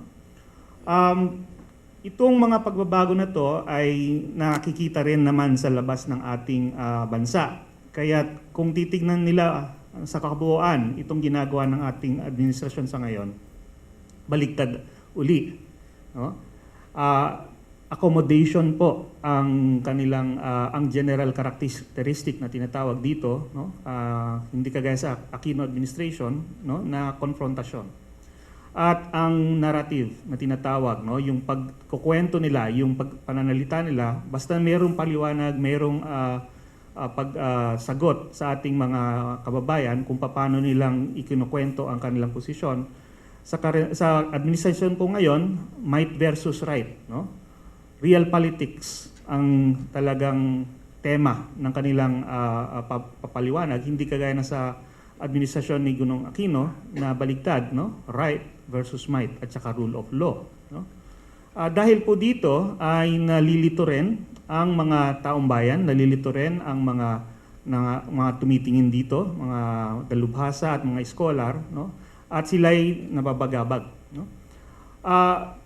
Bagamat mayroong tinatawag na continuity, mayroon pa ring consistency na konti doon sa mga sinasabi po ng pamahalaan, katulad ng inuulit-ulit nila lagi na hindi daw natin isusurrender, no, i-give up, no, kahit daw isang pulgada ng ating teritoryo, 1 inch of territory, no? At mayroong ding parang malakas ang dating ng mga salita, no? Tulad ng mga red line daw, no? Pag sakaling nagkaroon ng ilang pangyayari daw, ito'y red line, no? At parang sinasabi nila na mayroong magiging response, baka magbago ang polisiya kung sakaling matawid itong mga red line na ito. Kaya nga ni Pangulong Duterte, pag sinolo daw ng China ang karagatan, ay gulo daw talaga. Sa kabila po niyan, ay mayroon pa ring maraming sinasabi na salungat naman doon sa tema na yon. Pinakamahalaga na po yung nung ilang linggo pa lang na nakaraan na sinabi po ni Ginong Duterte na China is already in possession of the South China Sea. No? Siya na po ang may hawak dito sa South China Sea. Kaya daw, bakit tayo manggugulo doon sa possession na yon? At si Ginong Panelo, sabi pa niya na useless daw, wala daw pong saysay ang arbitration, no, dito sa South China Sea na pinaghirapan po ng Pilipinas na ipanalo, no? Karagdagan pa doon, nakikita natin na medyo ayaw yatang gumalaw ng pamahalaan, ng mabilisan, doon sa mga hinaharap na mga issue, mga pangyayari na dapat mayroon sanang tugon, kaagad-agad na tugon, pero wala. Iba-validate pa raw, no? Iba-validate pa raw na kinukuha nga ang mga huli ng ating mga isda sa Scarborough Shoal, kahit nakunan na sa video. Iba-validate pa raw ang military build-up dito sa Spratlys, kahit kitang-kita sa mga satellite photo, kahit sinabi na mismo ng Ministry of Foreign Affairs ng China, no, na naglalagay nga daw sila pero para daw sa sariling depensa lamang. Iba-validate pa raw kung meron ng weather stations na tinayo dito sa Spratlys, kahit na ang nagsabi na may nagtayo ng weather station ay yung mismong Ministry of Foreign Affairs ng China. Baka sa bukas iba-validate din nila kung inaangkin nga ng China ang South China Sea. No, ang hirap na yan. At kagabi, nung isang gabi nakita natin, no, isa pang bagong pangyayari. Nung binalikan po ng GMA7, Reporter's Notebook, no, ang Scarborough Shoal, kasabay yung mga mangingisda na na-report nila nung bandang July na kinukuhanan nga ng isda, no? Maganda lang naman yung gustong gawin ng GMA7. Gusto niya lang i-verify, no, kung ano na nangyari doon sa ating mga isda, kung totoo na nagbago ang sitwasyon. Sabi kasi ng mga isda, hindi na raw kinukuha yung kanilang mga huli. So maganda sana yung storya. Babalikan nila yung lugar, makikita nila hindi na sila kinukunan ng isda. Yung nga lang, kakaiba nangyari, no? Hinarang sila bago pa man lang sila makalapit sa Scarborough Shoal, no? Hinarang sila ng Coast Guard at sinabihan sila na hindi sila pwedeng mag-video doon. Kaya ibig sabihin, malayo pa lang, nakita na nilang mayroong news crew doon sa bangka. Alam na nila kung anong gagawin. At sinabihan sila na hindi sila pwedeng mag-video doon. Ngayon, ito po ay napakahalaga sapagkat yung pagbabawal sa pag-video, no, doon sa lugar na yon, hindi lang po yan issue na related na tungkol sa resources. No? Hindi po yan issue ng fisheries. Issue po yan ng civilian administration and control. Yan na po ang tunay na exercise ng sovereignty. Okay? Kaya pag ngayong ginawa nila yan, ibig sabihin ay talagang pinapakita na nila sa mundo na sila, no, ang nagko-control talaga ng Scarborough. Sila ang namamahala sa Scarborough. There is no better demonstration of sovereignty than to control even just the most innocuous of civilian acts. Okay. Kaya po, kailangan itong hainan ng protest sana. Pero sa hanggang ngayon, wala pa po tayong narinig na sagot sa ating pamahalaan. Baka iba-validate pa yung report ng GMA7. Dahil po dito sa mga pangyayari na to, no, ito po yung nangyari nitong nakarang taon lamang. No? Kailangan po tayong maging lalong mapagmatsyag sa lahat ng kilos at salita ng pamahalaan. Nung nilabas po ni Ginong Locsin yung Memorandum of Understanding tungkol sa petrolyo dito sa South China Sea, no?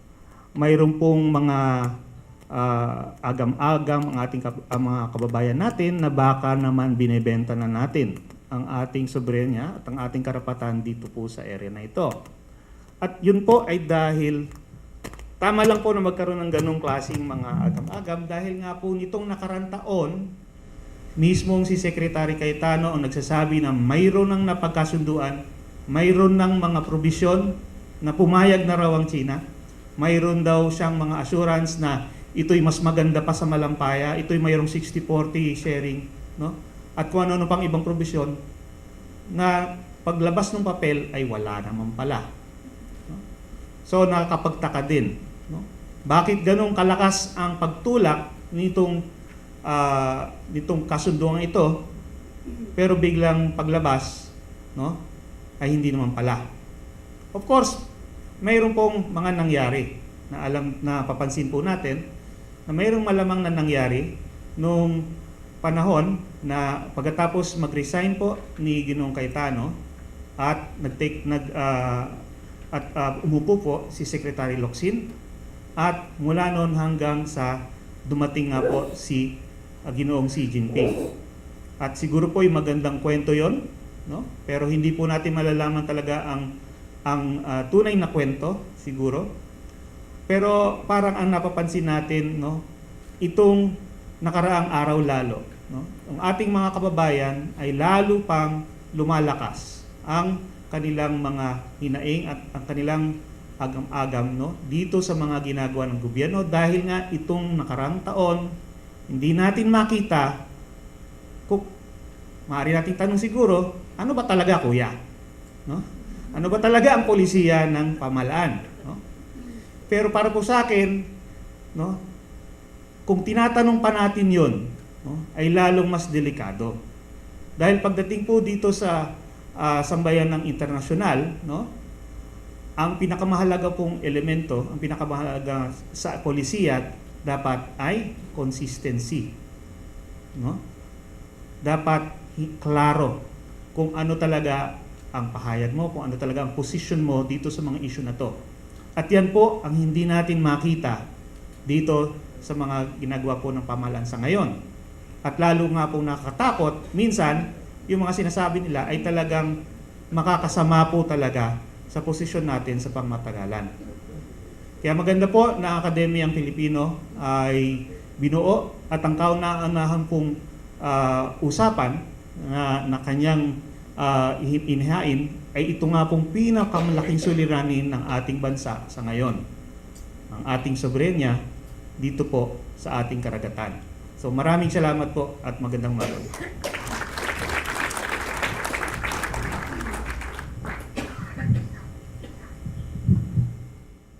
Those were very insightful and extremely candid comments regarding the current policy of the government. My fellow academic, Dr. Batumbakal, asked the question, what is the policy of the government? And I offer an answer. It is classic appeasement. So what do we basically mean by appeasement? We go back, of course, to the policy of Britain and France during the Munich crisis, when they basically facilitated an aggressor state. That is, of course, Germany asking Sudetenland, and we see it happening here in our country. Basically, the policy of the government is to facilitate China's maritime expansion into the region, and this is clearly reflected in the three statements made by our president in ASEAN during the ASEAN summit, when he said, number one, that China is already in the possession of the South China Sea and we cannot do anything about it. Number two, the cause of detention is, of course, the United States, that is, of course, conducting freedom of navigation operation aimed to challenge China's maritime expansion. And of course, the statement made by spokesperson that no power here on earth could basically drive China away from the South China Sea. Those are really classic indications of statements. So looking at what happened in the ASEAN summit, I cannot help but pity ASEAN and to a certain degree the Philippines. It seemed that China has two foreign ministers in that summit. Number one, of course, is the top former Japanese specialist Wang Yi, and the other, it seems to be our very own president. Now, for our second discussant, may I call on a colleague of mine in De La Salle University. He used to be a member of the political science department, but in 2016, he decided to leave the university and, of course, join the world of the media and the think tanks. And I bet he's really doing very well. May I call on Richard Hydarian?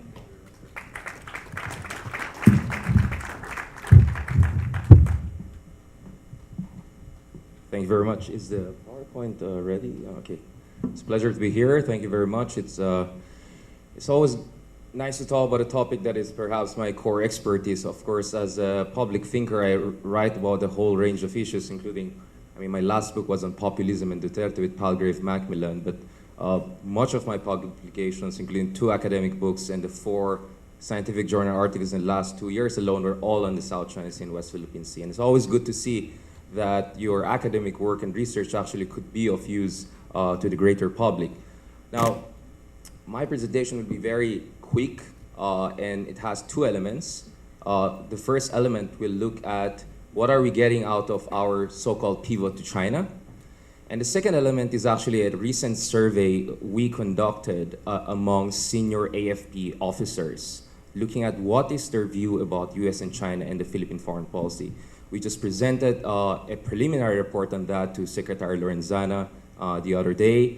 It seems it was good enough for us to do a bigger project version next year, so we're looking for sponsors. Because this is going to be very difficult. We're looking at a lot of people. Now, Walter Benjamin, the German philosopher or linguist in the early 20th century, said, behind every fascism is a failed revolution.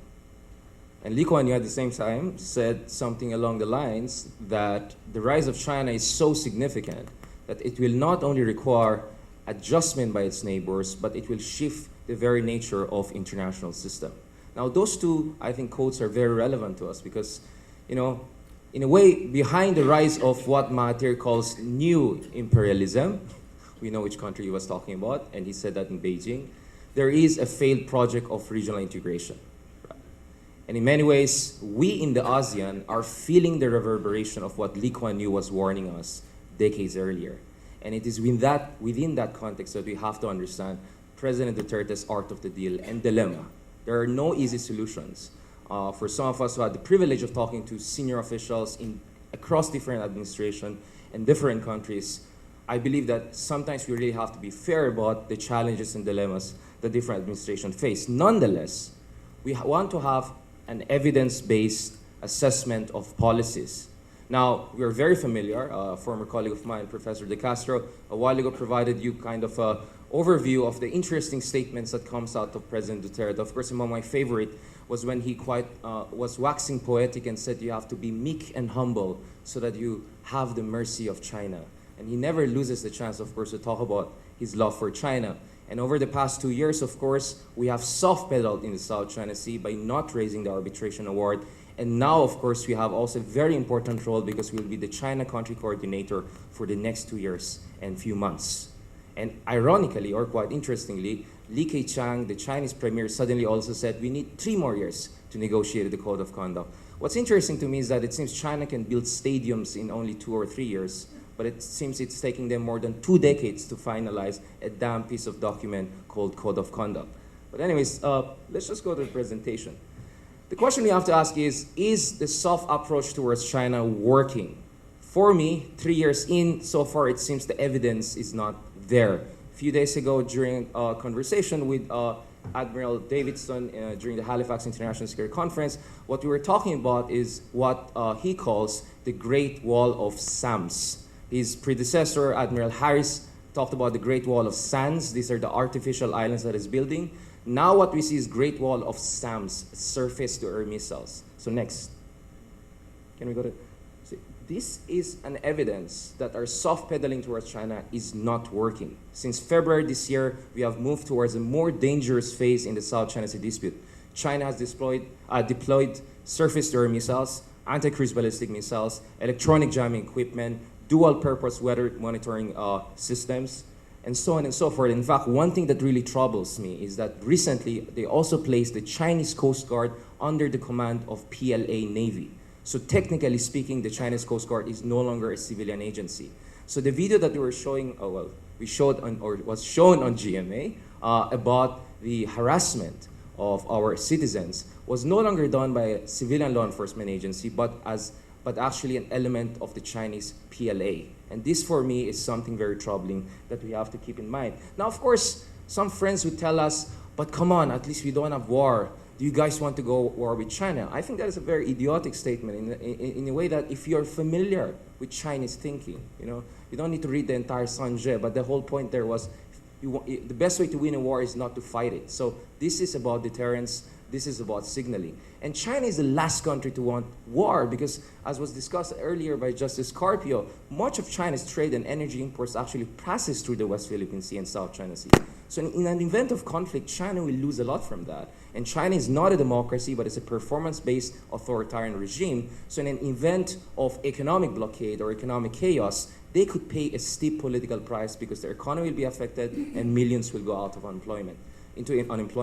Of course, the other thing is that any war in the South China Sea between China and the Philippines will actually push other smaller countries into the embrace of the United States and other like-minded countries. And lastly, of course, if there is a war there's even more reason and pretext for US and other countries to step up their military presence, which China doesn't want.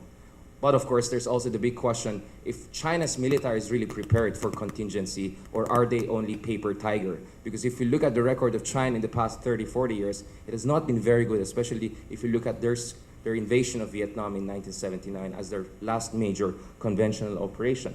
Now, of course, the other thing they'll tell you, okay, but at least China is offering us a lot of investment, right? In fact, the implied message there is maybe if we're quiet on the South China Sea, we'll get few billions dollars from China. Well, again, as Justice Carpio mentioned, and we have been mentioning for a lot of time, what we're talking about the South China Sea is our territorial integrity, and in a purely transactional term, you're possibly talking about trillions of dollars of fishery resources and oil and gas, right? So in a purely transactional manner, there are also big questions about this so-called bargain. Next. So I did a research about China's investments in the Philippines. I was so excited. Okay, $24 billion of deals signed during the October visit of President Duterte to China. 9 billion of that was supposed to be ODA and Chinese infrastructure projects. The question today is, where is the Chinese money, right? So if you look at China, private capital investment from China actually has been increasing. But private capital investment from China actually has less to do with geopolitics than calculus of private corporations and investors about the investment environment. That is why during the Aquino administration, Chinese private capital was actually increasing in the Philippines. What is geopolitically sensitive or elastic is ODA and government-related investments. And if you look at that, next. So far, there is a concern whether we have been taken for a ride. Out of the 10 major Chinese infrastructure projects that were in the pipeline, only one, the Chico irrigation dam project, has moved from phase 1 to phase 2, right? Others, are still under big question. That is why the visit of President Xi Jinping was very important, because we were hoping that there will be a big bang, there will be some sort of breakthrough. But if you go through the 29 deals that were signed, most of them are MOUs, frameworks, letters, only on 2 issues, on 2 areas, the Davao Expressway project and the Panay Guimaras Negros Island Bridges project. You saw at least approval of feasibility studies. So far the evidence suggests that almost 3 years into this administration, and more than 2 years, of course, of our pivot to China, so-called pivot to China, we're yet to see the Chinese investments coming in. Next. Now, of course, what is the opinion of the Filipino people? Everyone says President Duterte is very popular, but we know in a country where, you know, we're a tropical country, honeymoons tend to be long, most Filipino presidents actually tend to have quite high approval ratings well into their midterms, right? With the exception of Madam Arroyo, but hello Garcia, of course, we know why. But the question is, when it comes to key issues like the West Philippine Sea, is President Duterte in tune with public opinion? Pulse Asia Survey says almost 7 out of 10 Filipinos are saying we have to invoke the arbitration award by an arbitral tribunal, not the PCA, by the way. The PCA was just a repository. Next. This is by SWS that showed that actually more and more Filipinos want us to take back the land features that were taken away from us. Now, some DDS friends would say something like, oh, this is a fake survey, but of course, but if the same survey agencies talk about good approval ratings of the president, they're happy to cite this. So you cannot have the cake and eat it too. Next. And if you go across the region, actually, more and more countries are questioning China's investment.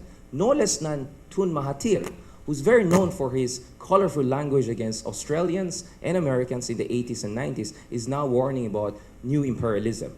And he has been pushing for renegotiation, if not cancellation, of at least $45 billion of Chinese infrastructure projects in Malaysia. And if you go across the region, there is more and more frustration.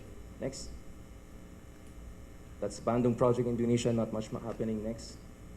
In Thailand, there has been a lot of discussion. In fact, there was so much back and forth between Thailand and China that in last year, General Prayut was actually disinvited to the BRI initiative, BRI forum in Beijing. Next. And of course, Vietnamese, of course, next level. I hope we don't go that level. That's why it's also important that we don't have hysteria about China, which is going to be my next column on Inquiry next week. Next. But this is where things get interesting. So there's a lot of discussion about civil-military relations and what is the view of AFP. Based on my understanding of it, puro mga kwentong barbero meron tayo, no? He said, she said. So what we try to do is to conduct survey among 130 senior AFP officers, right? And the senior AFP officers are most likely going to be the next leaders of the AFP in the coming years. So we asked them questions about the direction of the Philippine foreign policy and how do they feel about China and the United States. So the findings are actually interesting, that actually show growing nuance and nuanced thinking even among the members of the AFP. Although whenever I give a speech with any branch of the AFP, they tend to always ask me, what did the president mean? And I always say, well, I'm not Salvador Panelo or Harry Roque. That's not my job. But probably they think I'm a Dutertologist, so they always invite me to explain President Duterte's foreign policy. Now, these are among some of our findings. Next. So most of the respondents were, of course, trained in Australia and US, right? And that's quite normal, right? Especially you're talking about senior officers. Only few of them in China. Next. When we ask them over the next 20 years, right, what is going to be the direction of the region and what is going to be the security environment, actually a lot of them feel that China and US will almost be at par, right? That's their thinking, right? Fine, understandable. Next. When we ask them, do you think it's time now to a little bit do more of exploration of cooperation with China? Actually, a significant number of them said, yes, I think it's time for us to diversify and explore cooperation with China. So of course, I'm sure President Duterte will like this part, so the report will go there, hopefully. But it's actually much more nuanced and interesting. Next question. But when they were asked, what is the #1 state-based threat? China comes on the very top, by far, right? Although I don't know why the Indians are there, but anyway. What kind of threat? I wanted to say something, but it will be politically incorrect, so I don't want to be kicked out of the academia. So very interesting. China by far. And then when we asked what is your feelings on China's growing military power, a lot of them were very concerned. So the idea there is, this is classic security dilemma. You'll never know what is the Chinese intention, but the very fact that they have big military and navy right across us is worrying. That is just their basic understanding and feeling. Next. And then, this is interesting. Do you think that Philippines should rely on a specific external power at this point in time? Majority say US. We have to still hedge our bets by maintaining strong relationship with US. That's why I believe we never really pivoted to China, because what is your basis for that? President Duterte's mouth? That's not the policy of the state. If you look at our security cooperation with the US, we'll have 20 more joint exercises next year. We brought back joint amphibious exercise. The Balikatan exercises saw 60% increase in the participation of American soldiers. So actually, in terms of security cooperation, we're moving in a better direction. But there are also certain areas where, of course, there has been some backlog, including giving Americans access under EDCA to Bautista Air Base and Basa Air Base. I'm almost done. Next. So these are the implications. To put it very simply, it kind of looks like, when people were asked, do you support President Duterte's war on drugs? 7, 8 out of 10 say, yes, we support it. But at the same time, 9 out of 10 say we want the drug suspects kept alive, and 7 out of 10 say we don't want extrajudicial killings. So it's kind of like we agree in principle, but in methods we kind of do not agree. It's kind of schizophrenic that way. So when we ask about US and China, it seems the point of view of at least these officers that we talk to and survey is that, yes, it makes sense to diversify away from US. There is some question about American wherewithal and commitment, but for now, at least, we have to hedge our bets, and US is a much more reliable partner, right? And China is still seen as a #1 state-based external security threat. This is the point of view. And I won't be surprised once we expand this further and do more and more surveys that this will be replicated. Because based on some qualitative research, it seems that is also the opinions of the senior officials. Next. Okay, last. Anyway, there are many proposals actually out there. Tun Mahathir has talked about the necessity for demilitarization, right? And I think, in my opinion, what's more important than the code of conduct, whatever that thing is, because it keeps on evolving, is a triple freeze on militarization, reclamation, and any major coercive naval exercise or coercive paramilitary exercise in the region. I think that triple freeze is much more important than code of conduct. And I think President Jokowi of Indonesia's proposal for joint patrols also in the area is also something that we have to look at. But to just wrap it up, I think what all of us to agree upon is the idea that no single country should have sole control over the South China Sea, because this belongs to the international community as far as freedom of overflight and freedom of navigation is concerned. Whether you're Philippines, China, or US, this stance should be very clear. And in that sense, we have to welcome freedom of navigation operations by US and other like-minded countries. Thank you very much.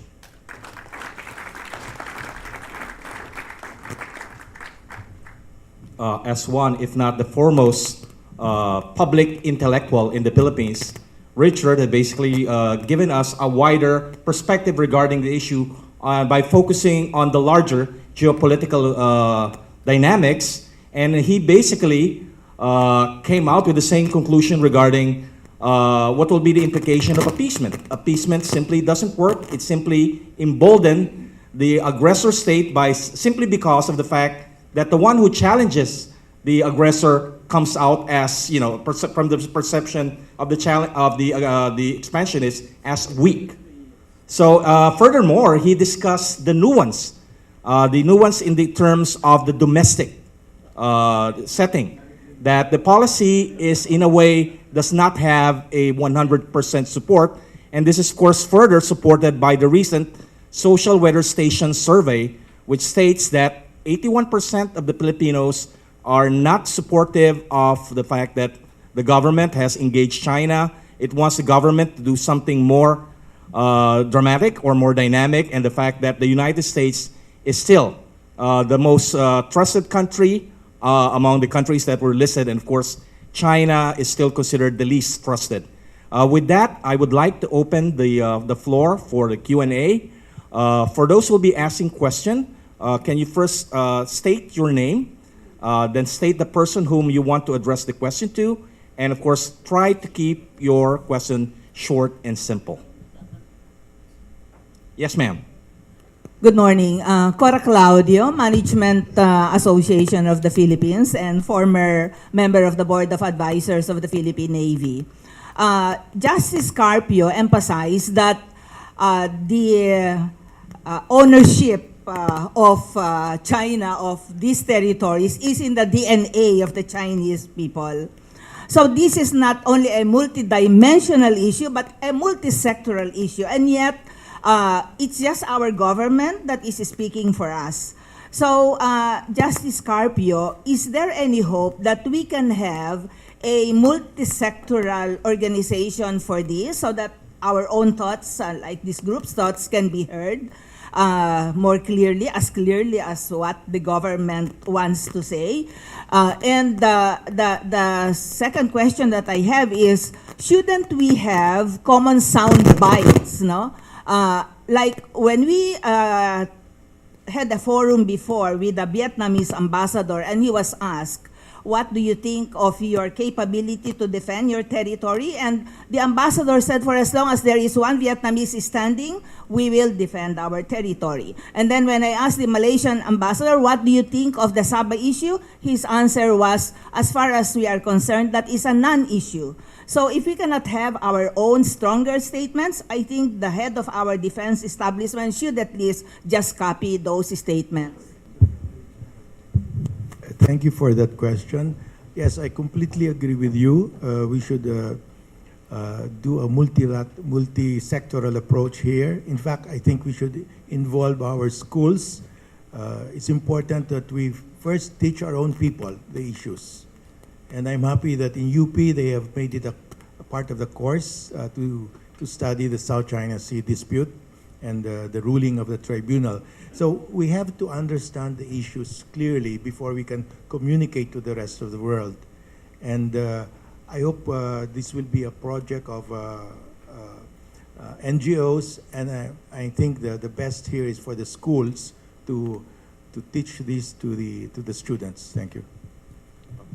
That's why this Monday, I invited Justice Carpio to talk to De La Salle students about this very important issue.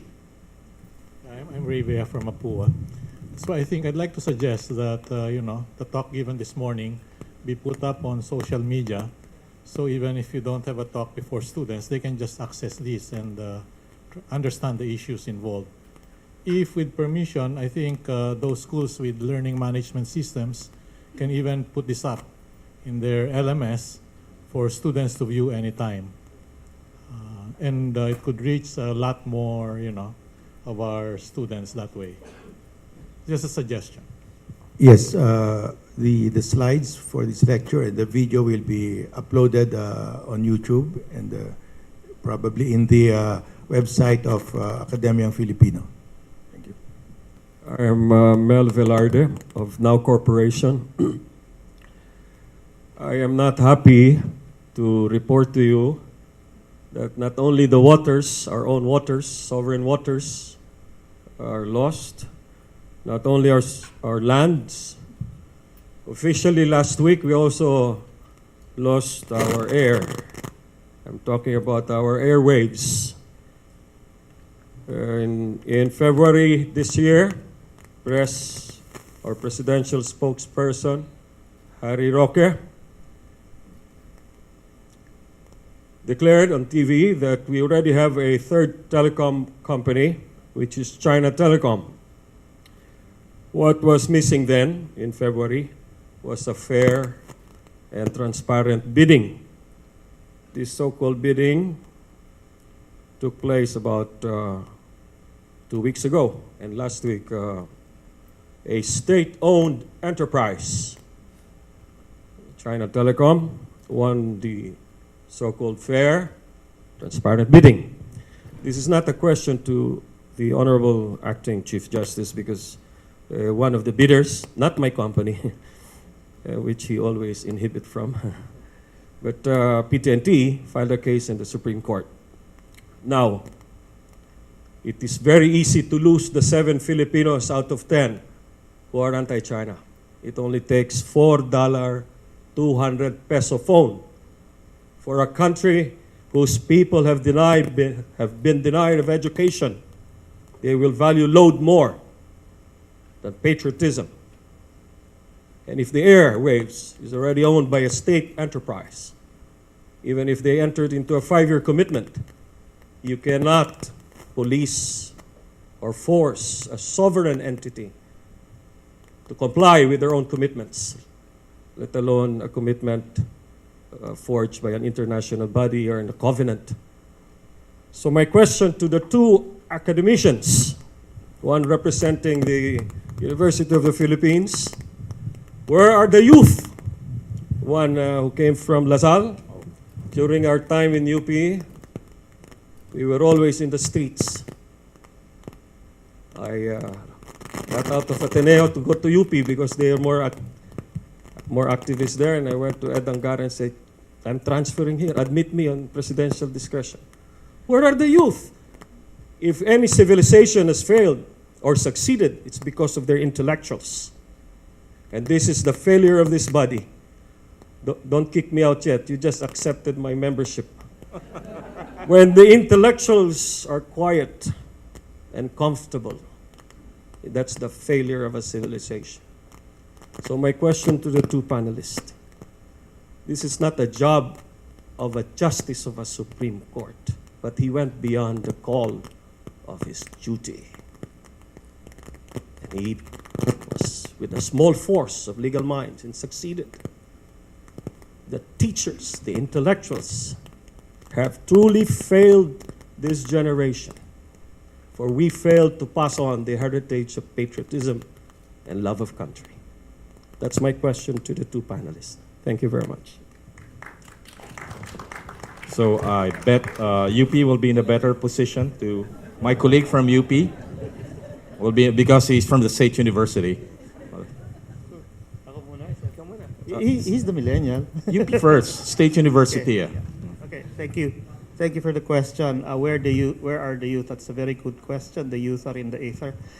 The youth are plugged into Facebook and Twitter and Tinder and whatnot. No?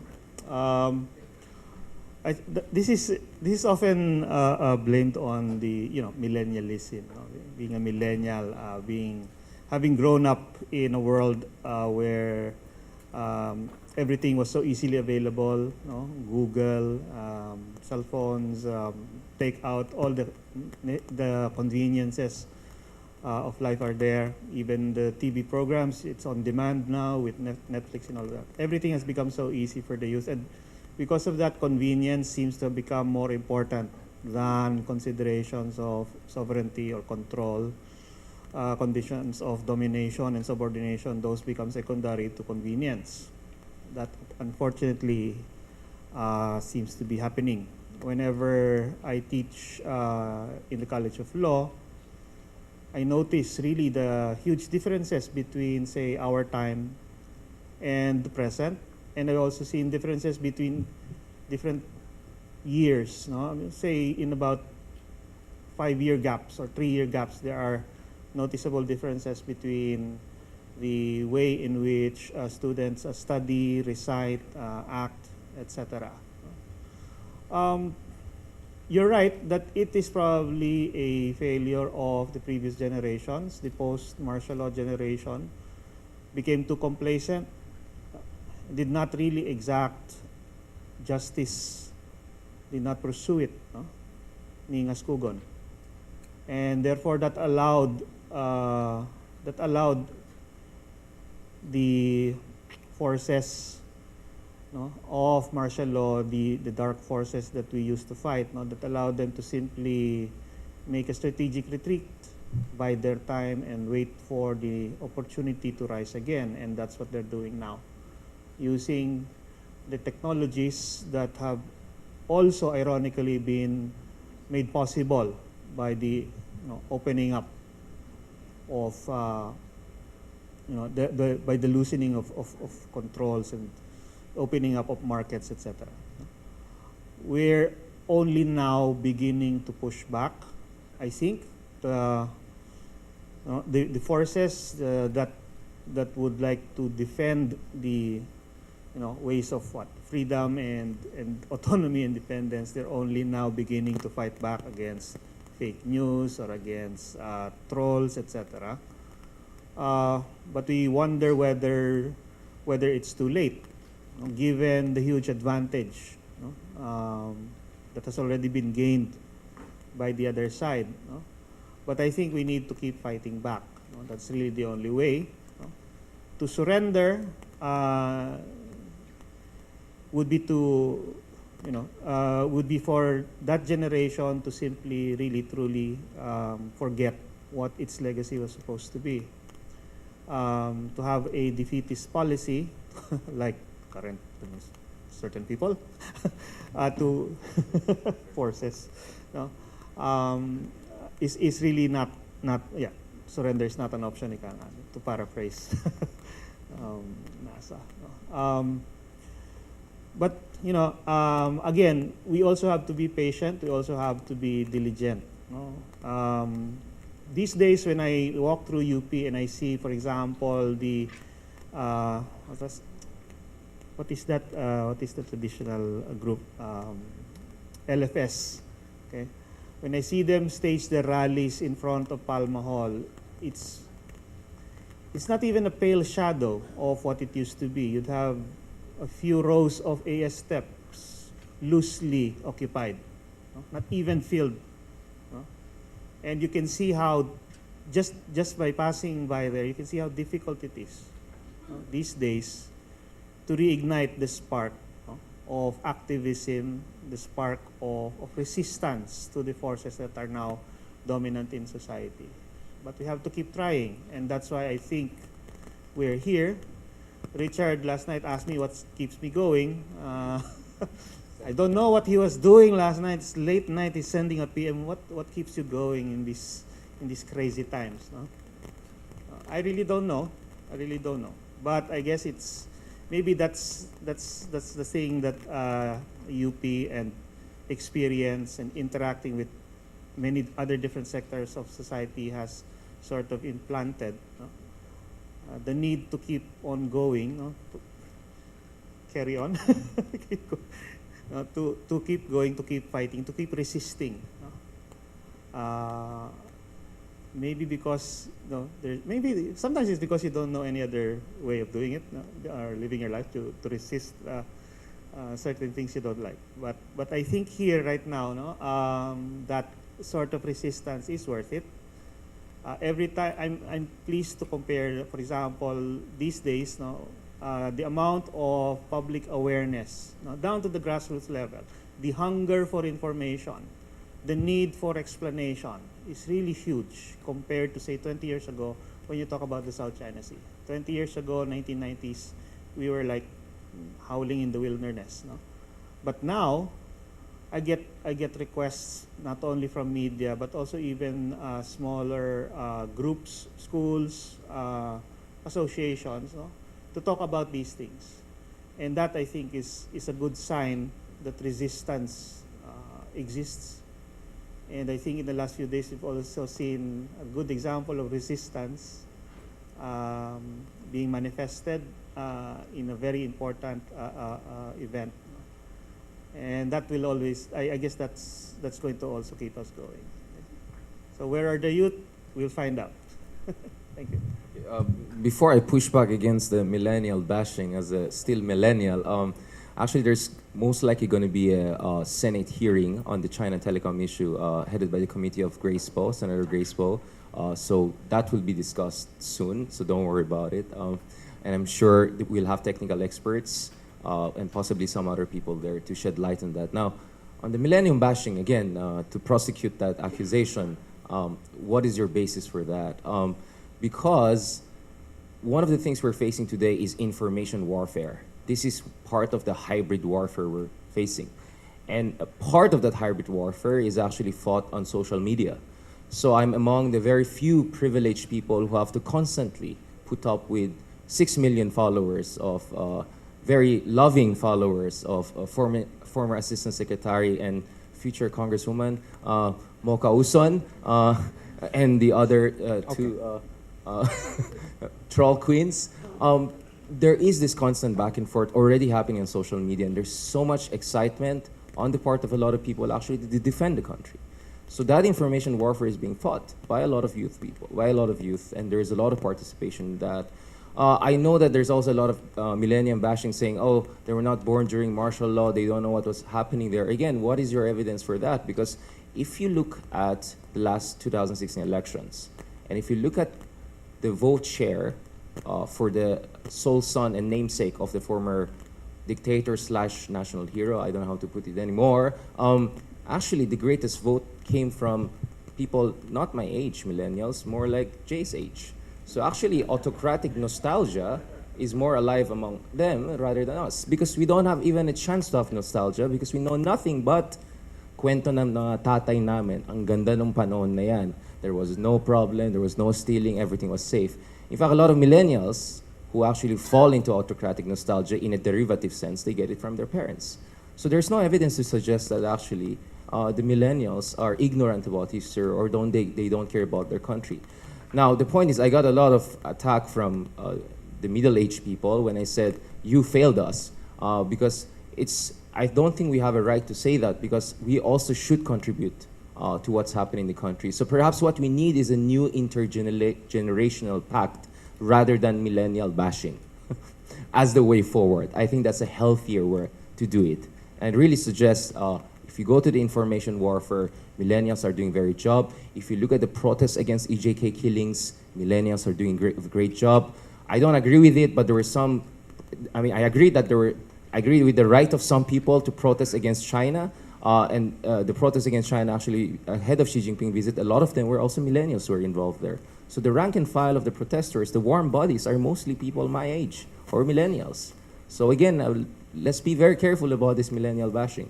What we need actually is intergenerational pact to deal with this particular issue, right? And I'm sorry to say it's more your generation that failed us in the last elections, not mine. One more, yes. This is to be replied by the China experts. Face to the Chinese is very, very important. As a matter of fact, almost everything that they do starts from there, pati foreign policy nila. Now, I suggested way back, we have thousands of overseas workers. Suppose we harness them to demonstrate every time this issue comes up before the Chinese consulates and embassies abroad. Yun ang suggestion ko. But the reply was that we don't know the Chinese response. So I'd like the Chinese experts who know China to answer that question. I guess none of us are in a position to consider ourselves as China expert. Yes, sir. We have learned today what is wrong and why it is wrong. We have also been learning why we don't want it and why we should not want it. We have been given the furtive impression that all of this is due to the thinking, if he were capable of thinking, and the actions of one man. But we have not been given any specific or definite point of action to finish this problem. Can there be something specific that we can do? I think Justice Carpio will be in the best position to answer that query. Well, there are two parts of what we can do. There are things that only the government can do, and that is beyond us here. We can only influence them, but there are things that we ourselves can do, and that is to educate our people on the issues. They can write letters to the editor, they can make comments on articles, like the article of the ambassador. We should not let it pass unchallenged. And it goes also, your question also goes to the question of Mr. Velarde, where are the youth now? If you look at the online newspapers, you will see a lot of people commenting, explaining or expressing themselves. I think now people, instead of marching, they march on the by posting their comments on after every article. And 80% of the comments about the South China Sea is really against China. The people want to assert our sovereign rights, and that's reflected in the SWS survey. So I'm always an optimist. I think that the awareness level of our people on these issues is going up. It's now 89%, and that's reflected on in their comments in online posts. So we are now in the internet age. People don't physically rally anymore. They rally in the internet by posting their comments, and that should be the gauge now. That's where the warfare is going on in the social media, and we have to adjust to this new development. So, and the reach of the social media is wider and even faster than the old media. So I think we have to enter into this new battlefield. Thank you.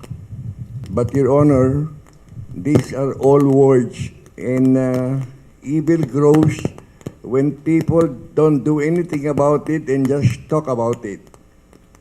What can we do other than just talk? Okay, then we go now to the other part, the action of the government.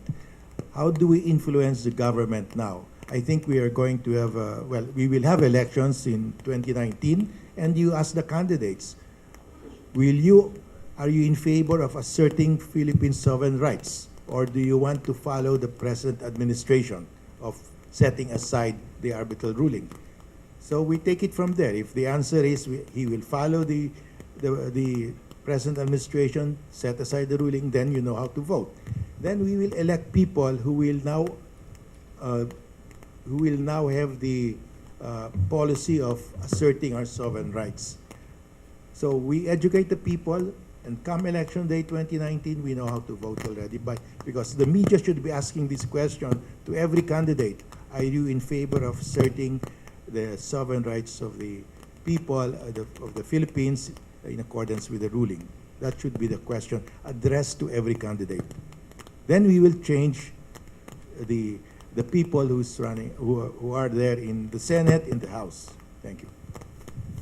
Justice, are you referring to any specific politician? No, it's just, I'm just saying that is how we should do in a democracy. That's how we should shape opinion and how we shape foreign policy in a democracy, through elections. That's under the Constitution. That's constitutional. Thank you. In other words, under Duterte, we are basically screwed. Okay, I think with that last comment, I have no choice but to close the session. And may I call a fellow Fulbrighter and fellow academic, Dr. Jose Y. Dalisay Jr., to give the closing remarks. Thank you very much. Thank you very much again.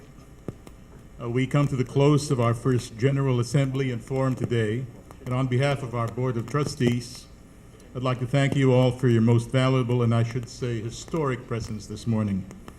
We will shortly be formulating and releasing a statement in the name of the Academy, summing up the points raised by our speaker and reactors, with a view to lending our collective voice toward a more progressive, more just, and more patriotic foreign policy.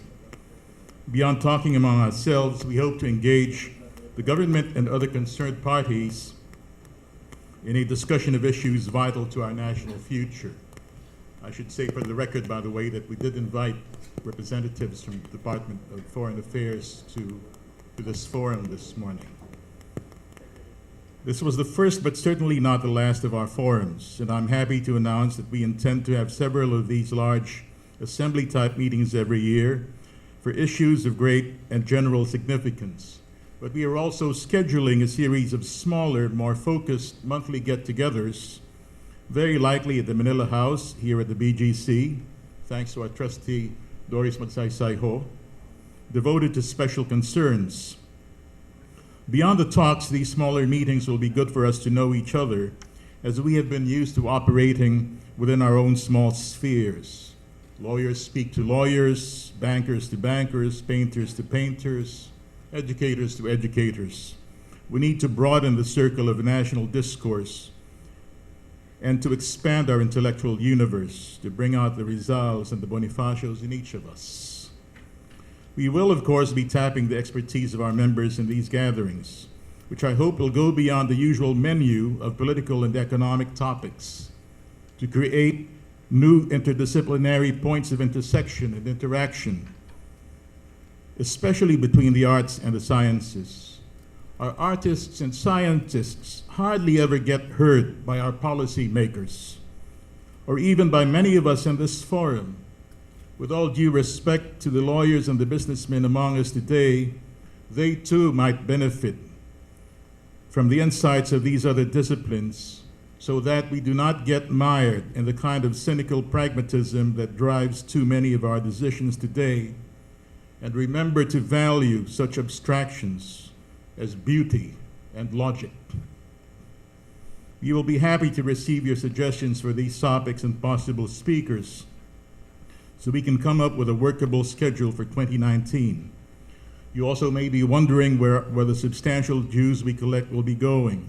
They will help support a very small back office and also our future activities. We will also be very soon be putting up our website, where we will be posting, hopefully, a video of Justice Carpio's presentation that you can share, as well as pictures of this event today. Sponsorships are, of course, needed and welcome, for as long as they do not compromise the independence of our association. On that note, once again, I would like to thank, aside from our speakers, our sponsors for today's event, chiefly the University of the Philippines, which includes my office, and the UP College of Law, whose Dean, Dean Deng Cordero Tan, also happens to be the Executive Director of UPBGC. Many of you might have been here for the first time today. And if you like this auditorium and would like to rent it for future use, please talk to Dean Tan, Dean Cordero Tan. I'd also like to thank the National Commission for Culture and the Arts, Senator Jun Magsaysay, who's providing us our video coverage, and other donors who prefer to remain anonymous for their assistance. My special thanks go to our Executive Director, Ms. Jet Jose Bergkamp, and my UP team from the Padayan Public Service Office and the Media and Public Relations Office. Marami pong salamat sa inyong lahat at hanggang sa susunod na pagtitipon ng Akademyang Filipino. Mabuhay ang Pilipinas at mabuhay tayong lahat. Thank you very much, Vice President Dalisay. Ladies and gentlemen, esteemed guests, the first General Assembly and Forum of the Akademyang Filipino is now concluded.